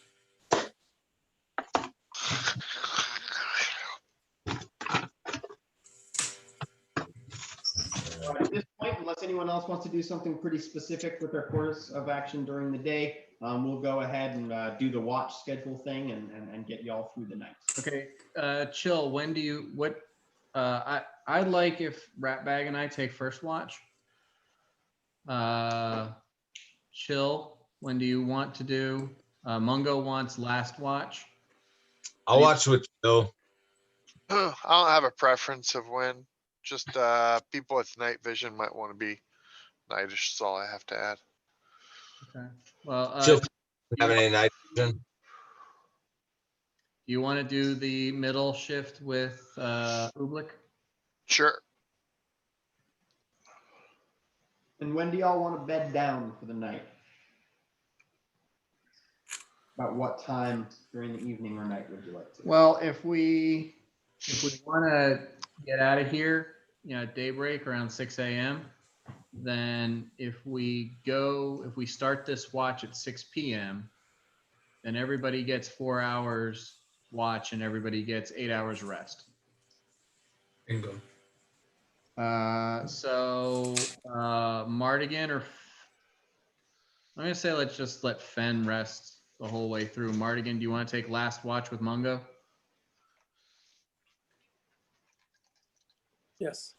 All right. So that's our watch. Cool. All right. So at 6 o'clock, the sky is kind of an amber orange color as your compatriots begin to fall asleep. First watchers. Oh shit! It's an amber orange dragon. I will need a perception check for the first 2 hours, followed by a perception check for the second 2 hours.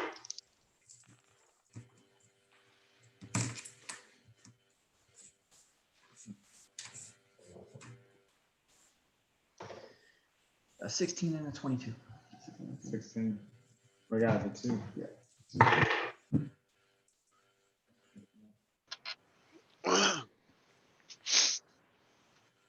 One. So as it starts to creep into the 8 o'clock hour, you don't notice anything particularly terrifying or creepy. And again, from 8 o'clock to 10, you don't notice anything. All right, second watch, I'll need 2 perception checks. Silfax and Ublik.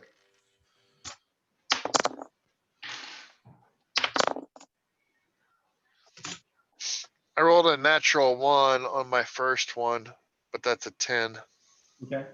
Or actually, First one's low as well, but it's a 17. so I But think then I my- fell back asleep. But then my second one is 27. Second one's 27. And Chilfax, do you fall asleep? And Ublik, would you like to wake her if she does fall asleep? Oh yeah, but politely, maybe with like a stick or something.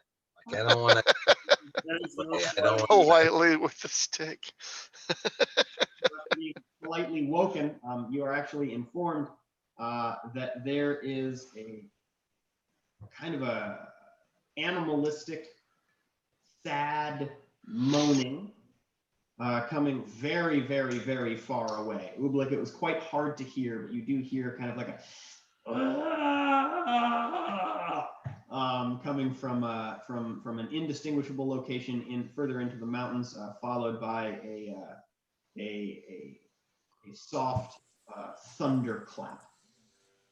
try to describe it as like it's a new genre of music that I hadn't heard before. That's quite kind of We stretching. that can't tell limit. which direction it came from. Can't tell which direction it came from. The wind is starting to kick up at this particular time. I mean, it definitely came from further into the mountains, but you can't like pinpoint like, ooh, northwest. No, I meant like possibly towards the direction of any of the places we've been. Oh, quite possibly, yes. But it could also be from the path leading to Kafir. Can I make a knowledge nature on the noise I heard? It wouldn't be a knowledge nature. Try Sounds knowledge arcana. Yeah, no. All right. So yeah, it's just some weird like animal. Arcana, but I hadn't given me knowledge nature. Yeah. So that's the only thing you notice.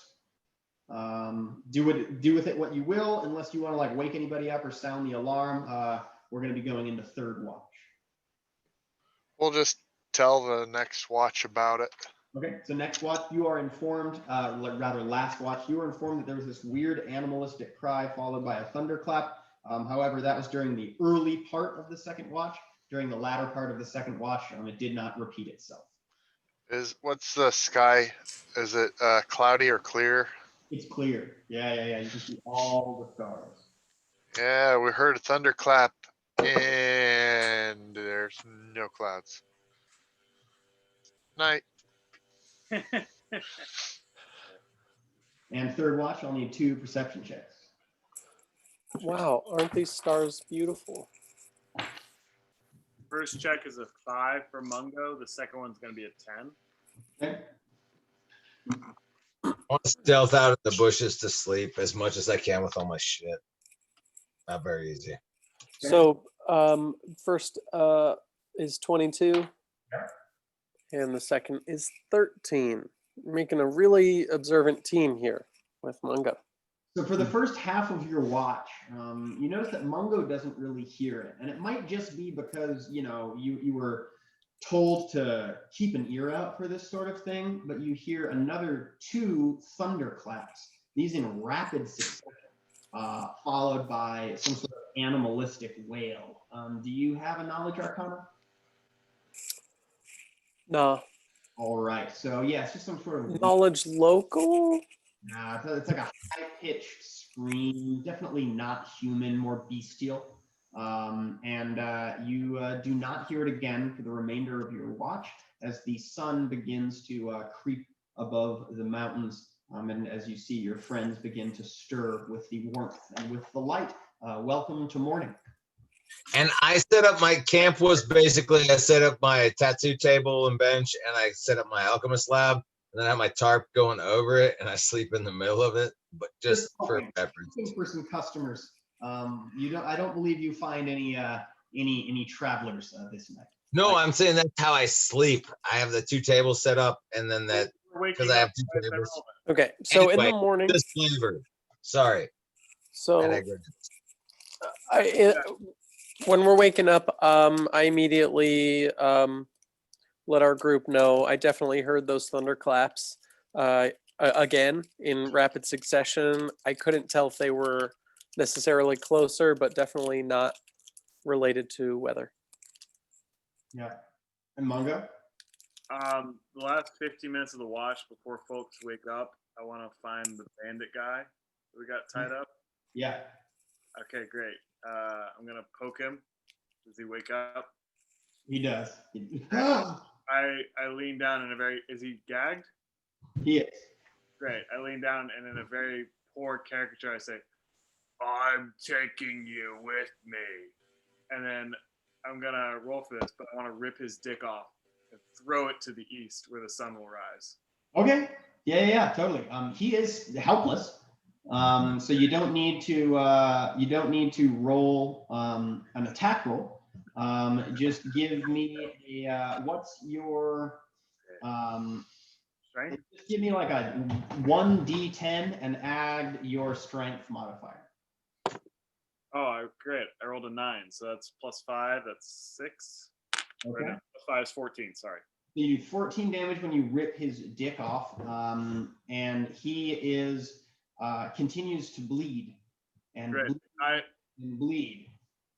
I go and I poke Finn, and I wake Finn up, and I say, "Fix him." And I'm gonna sit next to the guy, and as the sun rises over his like bloody manhood out in the desert, we're just sitting next to each other, just watching the light hit it. You do see him. You do see him pass. You witness him pass. Great. Yeah, he's dead. He was at 1 hit point, and you took him down to -13. It's a Constitution 14. Cool. He only needed to bleed for a little bit. You ripped his dick off, and he died. All right. That's like a country song. Yeah. He ripped his dick off and he died. If only we could all go that That's way. what you all wake up to. You can go find the dick, but I think Mungo knows where it went. So Sausage and eggs for breakfast. okay, wow. Oh, okay. Well, you still need to harvest the huevos. All right. Yeah, no, So I have a feeling that Jacob and Fen are just looking at this corpse and both speechless. Yeah, he bled out in 6 seconds. So even if Mungo does run and go get Fen, it doesn't do any good. yeah, if he was bleeding out that fast, I probably wouldn't have done that. Yeah. So uneventful third watch then. No, Hard to get through some shit. there was one event. An event did happen. Something about thunder. An event occurred. Wow. Okay. Oh, what happened to this well, guy? Dickless here. Did something attack him? Is there a wild animal? No, That is- that would be our Yes, our that's cavalier friend. an animal, and he rides a large bird. Yeah. I did tell you. Sounds like Mungo. Yeah, I did tell you. My character would want to kill him at some point. Yep. He was one of them. Totally understandable. Yeah. All Mungo's gonna say is, it is my custom to throw the swords of my defeated enemies into the desert. Nice. This man did not have a sword. Hand job. That's all right. So for future reference, everyone, if you are on watch with Mungo, this is another responsibility that you have. Clearly, don't just observe. Just immediate, clearly. My bad. My bad. That's all right. It was an unknown.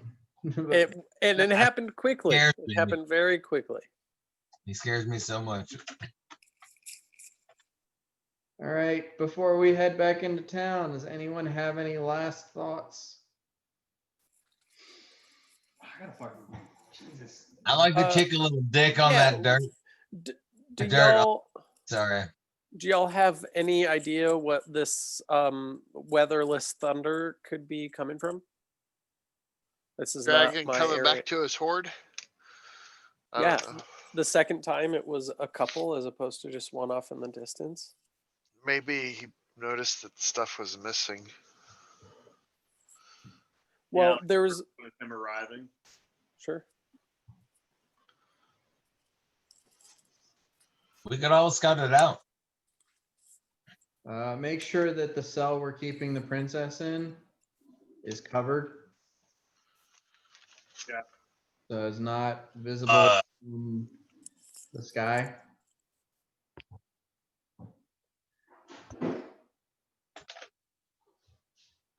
Hey Nick, you want to go camping in December? No. All right. Cool. Well, cause I'm going with my buddy Dan. I just figured I'd make sure. I figured you didn't want to, but I just wanted. Yeah, I figured it'd be too cold. I was thinking, hey, Feb. Now, Back now. Heading back to town. All right. So on your way back, it does take you. Let's just say, yeah, you leave at about 6:15. So it does take you till about 1:15 to get back. Relatively uneventful. Just for fun, let's say that you see kind of like dust, coming, like dust coming for you, like there's bandits like on their way. And you just as you start to see them, you hear one of them scream, "Never mind, there's an orc!" and you kind of laugh and head in the opposite direction. But that's the only thing you perceive on the way back home. You do reach the city, the port city of Zin Karat, unmolested. I look at whoever's near me like, why didn't we kill him? Not if it's Jacob. So where are we where are we entering this map? So you're not in anywhere near the map yet. You can decide where you want to go. Should we send that package ahead of us? Our plan We B need package. Make delivery though. All right. Well, we have who was it? Was it Abe? Abe knows Gwillich very well. Yep. Well, didn't two of you? What? Didn't two people know Gwillich? No, two people knew Hen. I believe it was Fen and Fen knew Hen, and Jacob knew Hen. Gwillich was only known to you by Abe, but at this point you're all familiar with him. All right. Well, so we'll have, Abe and I will each write something up, and then we will put it in, we'll seal it. Okay. And Abe will take his copy to Gwillich with the instructions that if I don't come to take this back this evening, disseminate, Yeah. and I'll do the same thing with Hen. Okay. And it will basically say, the Princess Piez is a dragon cultist and a powerful sorcerer who was bending the prince to her will and using him as a patsy to further her own means. There is with detailed instructions on how to get to the dragon's lair, and that our names, we were sent out to recover her. And if you're reading this, it's because the prince couldn't handle his own shame and had us executed after successfully bringing her home. Cool. So Hen owns just a stable. It's not a stable and an inn. Just near the tent city. On this side. So number 7, if you can see it. You see number 7? Mm-hmm. Yeah. So that's the just outside the tent city, and Hen has a stable there. He is a halfling, and he is very happy to see you, Jacob. And yeah, he takes it. And he goes, "This will not be a problem. I appreciate it." And just to be clear, they are sealed. Yes. They are not, they're not easily readable. Yeah. Hen puts it in the front of his underpants and says, "No one will see it, and I will not open it unless you." What's the timeline here? Let's just say if I do not come back for it by tomorrow morning. Woo! I'll know what to do with it. And I give him 10 gold. Okay, cool. So he takes the 10 gold and he's like, "Wow, this is just a bonus. I appreciate you seeing me and hanging out, Jacob. Hope you have a good one." He wants you to be his best friend. He thinks you're super, super cool, and whenever you are around him, he is very clingy. Mm-hmm. So he wants to know if you ever want to hang out and play a card game or anything like that. As soon as I find the time. Ah, wonderful. I like it. So yeah, and Abe walks into the Gwill Feed Inn and encounters Gwillich behind the bar, as Gwillich always is. Explains the situation to Gwillich. How much money does I have no idea how much money Abe has. he probably has at least 100 gold or something. I mean, you would probably be a better person to characterize their relationship and how much money Abe would give him. Yeah, totally. So Abe, same thing, 10 gold. Okay. Gwillich does not accept that, and just kind of makes sign language this seems important, and he won't take the letter for anything less than 15. So Gwillich takes it. He gives it to his son and nods. You have the idea that both Hen and Gwillich would never fucking speak a word of this unless the conditions are met.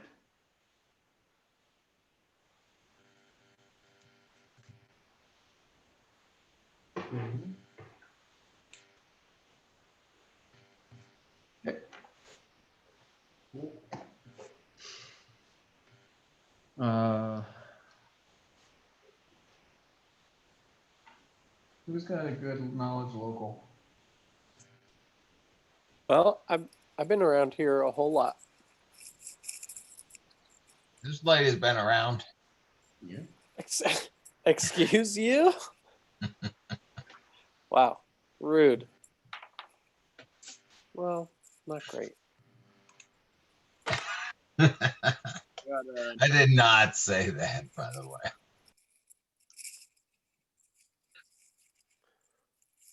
I mean, Aaron said it, but not I got a 15. That's as big as I can go. Who are going to be the people who are going to take gossip and spread it around the city as fast as possible? Oh, Echo and his brother. so there's a guy named Waldo who mouth. It's a mouth that's big enough, or as big as the black eyes that he receives on at least a monthly basis for talking too much. Where is he? Also, there's several people at both the Gwill Feed Inn and Zagal's sword, which is y'all's favorite kind of hangout. There's people that you know there that will just spread it like wildfire because they want to seem like their life is interesting. All right, so Abe will tell Gwillich that if we don't come to pick it up tomorrow morning, have his son read it out loud during happy hour. Okay. And I'll tell Hen to deliver it to the Waldo guy. Yeah, cool. Yeah, Waldo lives in the 10th city, so that's perfect. Sound good? Yeah. Cool. Now we have to come back and collect these letters tomorrow morning. How many did you deliver? 2. 2? Yeah, that's easy enough. I don't want a single point of failure. All right, we ready to go get our bounties? Do it. That Right. time? I assume that turning in Vika's body is a different place than the palace. Yeah, totally. That's going to be the like the town guard outpost. You find that dead or alive. Okay. Yeah, there's an $800 bounty. That is gold piece. Yep, 100 gold pieces each, y'all. Woot, woot. There's 800 gold pieces. 100 gold pieces each. Sweet.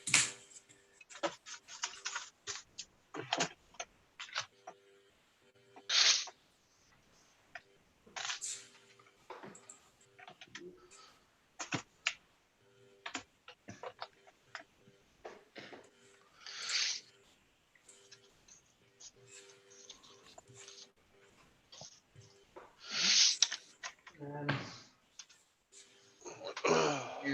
the princess's cage is covered.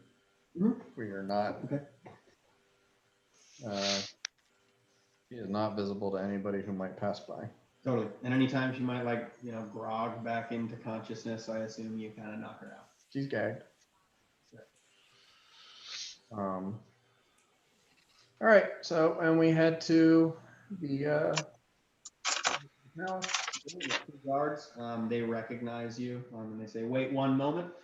They go grab the guy that you recognize with the big plume on his head. And he comes and he goes, "Well, What was his? Did you give us a name for him? I'm not sure that I did give you a name for him. He was just the nameless dude. The fancy man. Let's call him Fonzie. Fonzie. Fonzie. Ah. Okay.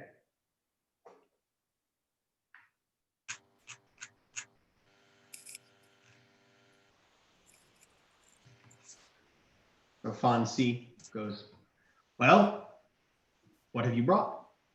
We have what the prince requested us to retrieve. He raises an eyebrow. "Really? Can I see her?"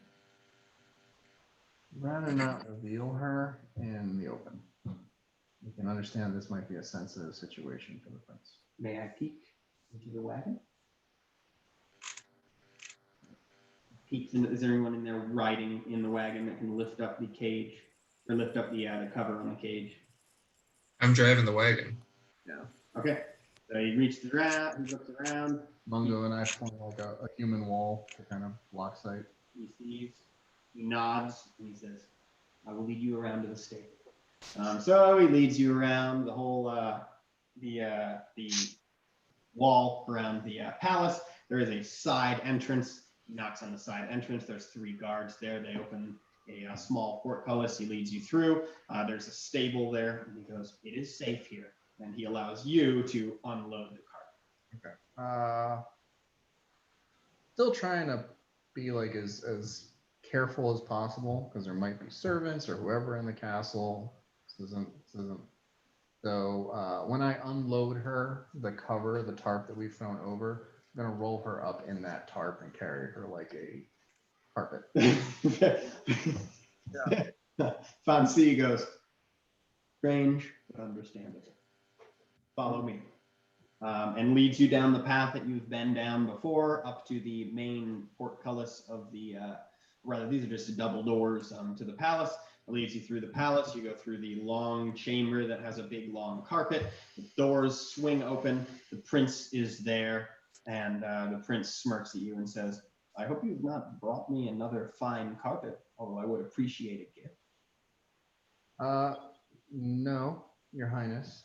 Though I assume that everyone here is in your confidence. He looks around for a second, looks at all the guards, and goes, "Well, certainly. I have no reason to believe otherwise." All right. I heft it off of my shoulder and like sort of dramatically roll it out. He goes, there she is. Why is she in her current condition? Well, you see, she's actually the leader of a dragon cult and a powerful sorceress. I would be extremely cautious about taking the gag out of her mouth because she can cast spells.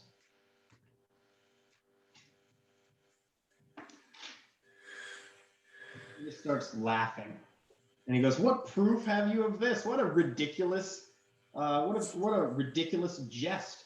Why have you tied up my betrothed?" Hey, man. I'm sorry. Hey, Your Highness. And Your Highness, I am not a man of creativity. We tracked her down. We found her in the company of a group of people wearing robes. Does anybody have one of those robes? Mungo, you had a bunch. Did you know she can fly? Yeah. No, I still have mine. I never took it off. Several individuals dressed like this, worshiping the blue dragon that her father had a fixation with. We found them, we killed many of them, and we brought her back alive. He sees the sigil on the robe, and his face turns pale. And he goes, "Bring her body to me." And Fonzie gets up, kind of rolls her over there, and he kind of looks at the middle of her. He kind of like he takes a dagger out and he cuts her clothing on the rags that she's wearing under what she got captured in, and kind of opens up the middle of her back, and he sees the same symbol. And he turns it around and he goes, "What you're telling me is true." And he goes on to explain some things to you. He says, "How many hours ride was the dragon's lair from the city?" I didn't say dragon's lair. He's growing paler and paler. Well, I mean, he said, does he know of a dragon's lair? I didn't say dragon's lair. He does say dragon's lair. He said, "Well, I'd assume that if she has this tattoo, she got it, or has this marking, she got it from a dragon." And then he goes on to explain some things about a specific cult of this legend that goes on thousands and thousands of years that is in elven lore. He's from the northern land of Shinzo. They are kind of conquering the other lands. There's only one they haven't taken yet. And that's actually, Mardigan, that's where you're from. God, what's the fucking name? A 23 intelligence to remember that tattoo and later put it in my book. Yeah, totally. So it's like the Skyrim logo. Yeah. A little bit of a blue tint, right? It's a cool logo, we can all picture it, right? Yeah, so they've taken over everything except for Mayatsa. And the reason why they haven't taken Mayatsa is because there is a rumor that this cult of chromatic dragons still lives in Mayatsa. And these dragons want to destroy all elves due to a curse that the elves put on the dragons millennia ago. And as he's telling you this, it's like he's it's like he becomes a 5-year-old who's recounting the most terrifying nightmare that you could possibly imagine. And he conveys to you that this is something that he never, ever, ever, ever, ever in his wildest dreams would have thought to be true. But now that he sees this and he put it together with who this woman's father was and how much she hated him for being an elf and how much prejudice she had towards elves, that he believes that the city is in great danger. And he starts kind of barking orders at his troops to lock down the city and to bring the entire populace, or as much as they can, to the outskirts near the port, ready to disembark on the navy as soon as possible, because he believes a dragon is coming to the city. All right. So if you head out of the city going north, you're gonna go north by northwest. It's about 4 hours. You're gonna hit the mountains. I start describing like I'm trying to tell him, how to get to my aunt's house. Yeah, Like that's it. that's too close. We must remain here and wait for the dragon to come. All right. And he starts talking about fortifying the city and getting everyone out. And he asks you if you've had any experience fighting dragons before, any of you. No, not me. Only the metaphorical kind, sir. All right. So he's at this point. He's like, well, then you must become deputies under the rule of the principality, and you must help me fight off the possible invasion that will be happening. With all respect and appreciation, we did return with the princess. Oh, That yeah. contract has been fulfilled. Yes. He like calls a squire to him. The squire, runs up. He says a couple quick words into the squire's ear. The squire disappears for a while. There's some awkward moments of silence as he just kind of is obviously wordlessly freaking out in front of you. The squire comes back with a chest and places it in front of you, Jacob. Is there any bonus for the dragon information? I know you asked for a head, but she is sort of the head of the dragon cult. I appreciate that, but there is 7,000 gold within that chest. All right. And what does being a deputy pay? I will give you each 3,000 gold more if you help me fend off the threat. Can we get it up front? Nice. Yes. All right. And he gets the squire. Squire comes back with 8 chests. This takes a lot longer. But he comes back with 8 chests, each containing 3,000 gold. And he tells you to go to the Gwill Feed Inn and await further instructions. All right. So we're each going to get 3,875 gold.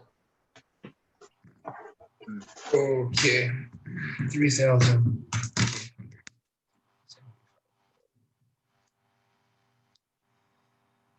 It's a lot of gold. Are these in gold or are they in platinum? I think I should make some invisibility potions or something. Okay. So 387 platinum and 5 gold pieces.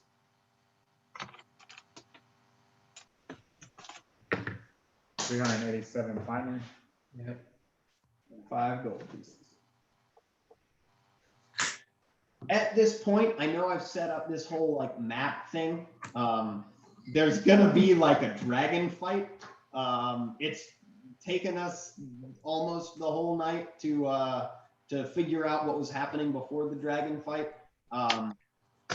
It's up to y'all, right? This is probably going to take longer than the remaining just under 2 hours.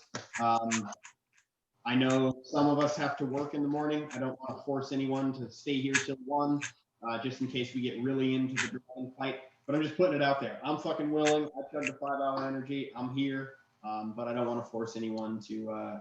I am ready. I would just like to say that I would like to make some potions if I have time now that I've got money. You are not yet to the Gwill feed in, but if we do decide to continue with the session, we'll see how much time you have. I would like to bring up a thought here. We're going now. I've talked to everybody sort of individually, a little bit at least, about what we're going to do after this. And I believe the consensus is going back to Roses Are Red. Is anybody against that? Is everyone cool with that? Is that what everybody wants to do? I'm cool with that, but we gotta have above the, like, can't be like this epic style looking stuff. It's gotta be like right above it to where I can see all the squares. Yeah, yeah. Okay. Scott, Yeah, I'm good. Ross, Yeah, totally, dude. Mike. Yeah, I'm into that for sure. I don't have any of that info. Okay. Character stuff. Aaron. I am cool with that. I think my only caveat would be I like this story so far, and I would be cool with maybe doing 4 sessions of Roses Are Red and then like a pop off session where we come back, like a little. Ooh, I like that. Like a little like. So the reason I bring this up is next week is, we're gonna play next week, most likely. The week after that is Thanksgiving, and I assume that there's going to be reasons why we won't play. Sure. So I was thinking that this might be good where we hold off on this fight until next week, and then we don't get into Roses Are Red until after Thanksgiving, and we've got like 3 weeks before we have Christmas and New Year's. Yeah, totally. I think that's a great idea. I like this campaign. I want to like kind of mix it up, and I like that we've done evil campaign and now this one. Like it's kind of fun to hop between them. Right. I would kinda wanna like hop back to. the E one too. I would like to try to figure out story arcs, like when we get to a finishing point in the Roses campaign, then we can hop in back into this, or we can hop into the evil campaign for a little while and just kind of like complete story arcs and then use that as our shuffling mechanic. Yeah, I love that. Sounds great. Cool. Okay, so then I think that it would be a good idea, like we do any final logistics stuff tonight to prepare for the dragon fight. And then we call it next week, we do the dragon fight.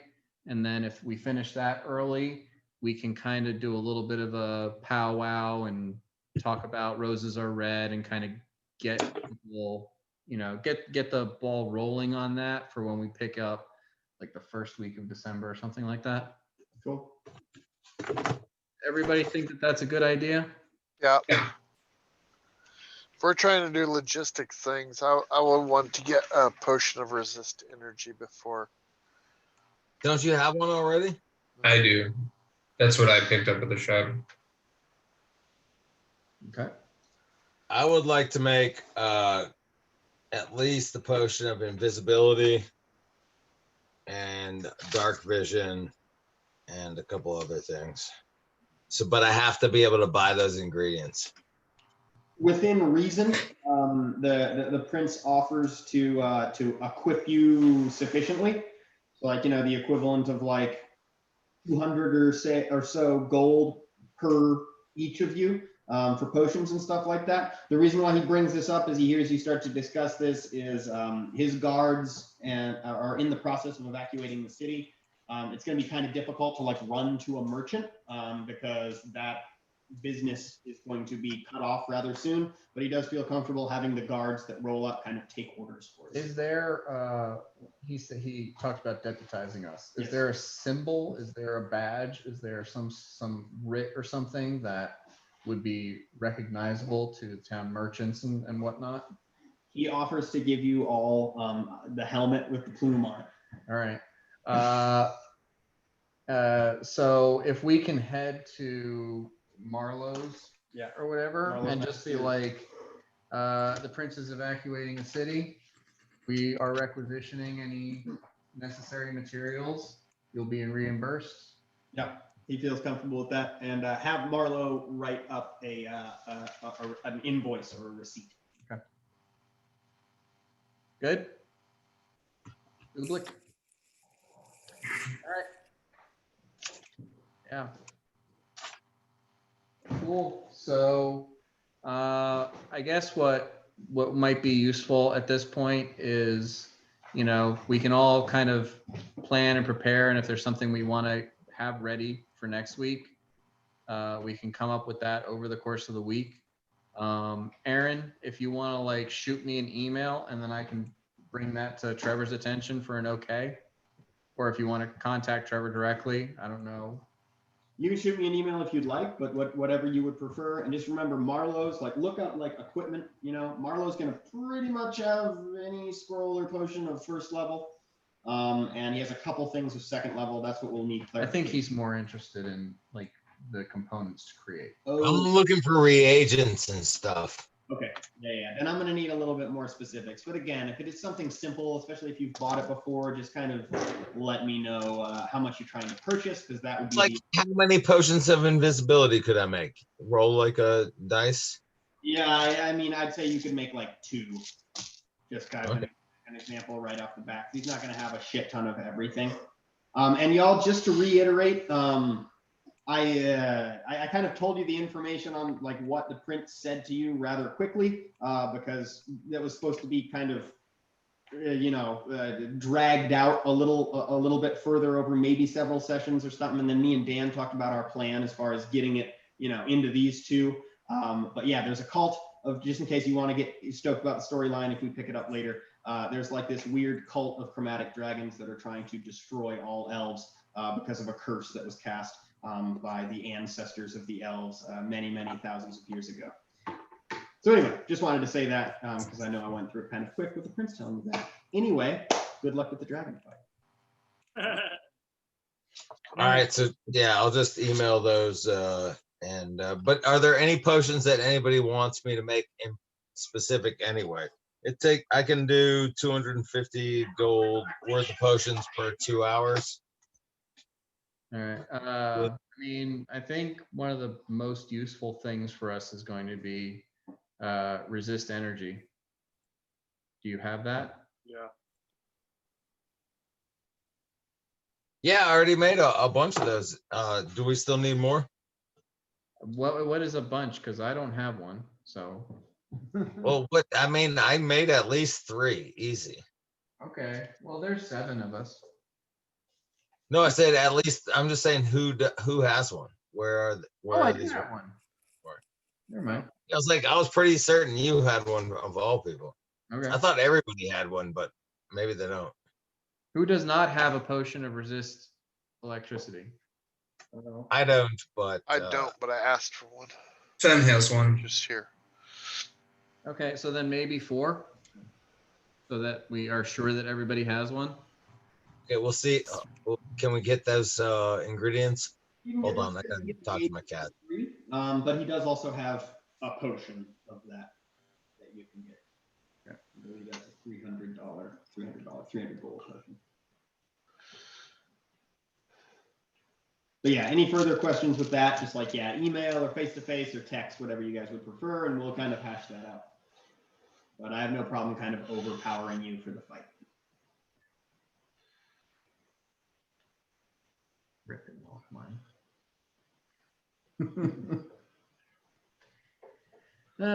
Okay. Alright. That was he had 1 potion and ingredients for 2 potions. Was that correct? For 3 of the resist energy potions that you're trying to make.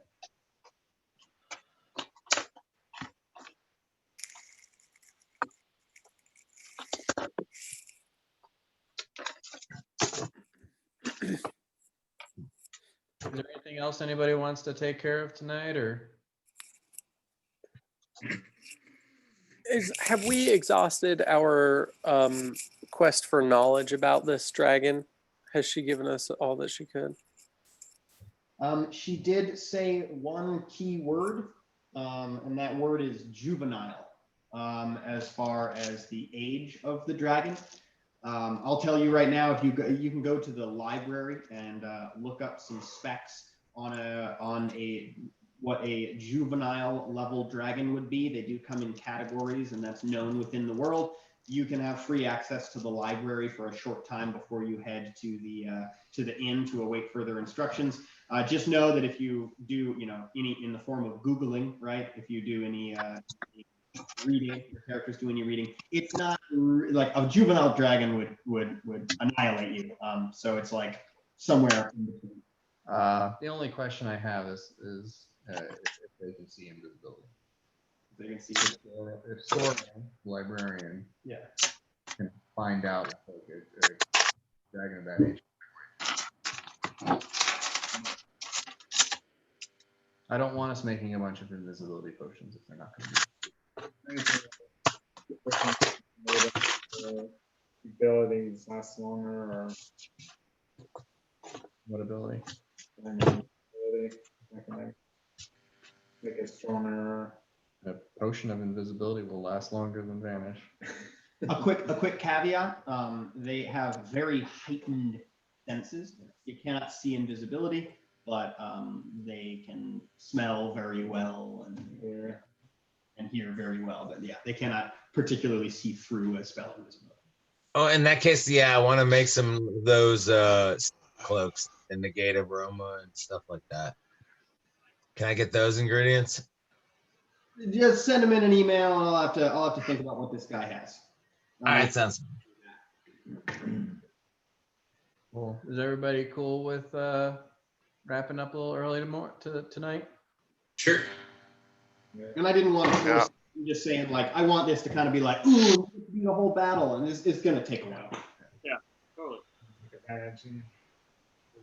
And we can Unless we all die. A little bit. an We're Abaddon. all- we'll be all- That's good. I'm tired. Mike, or I didn't hear that. Glad you can make it. aside? I'm sorry that you rolled such a good bluff. But Well, I can still use the ring, okay. I guess. I was trying to give it away, but didn't work out. Oh, well. See you guys. I'm gonna take off. I'm tired.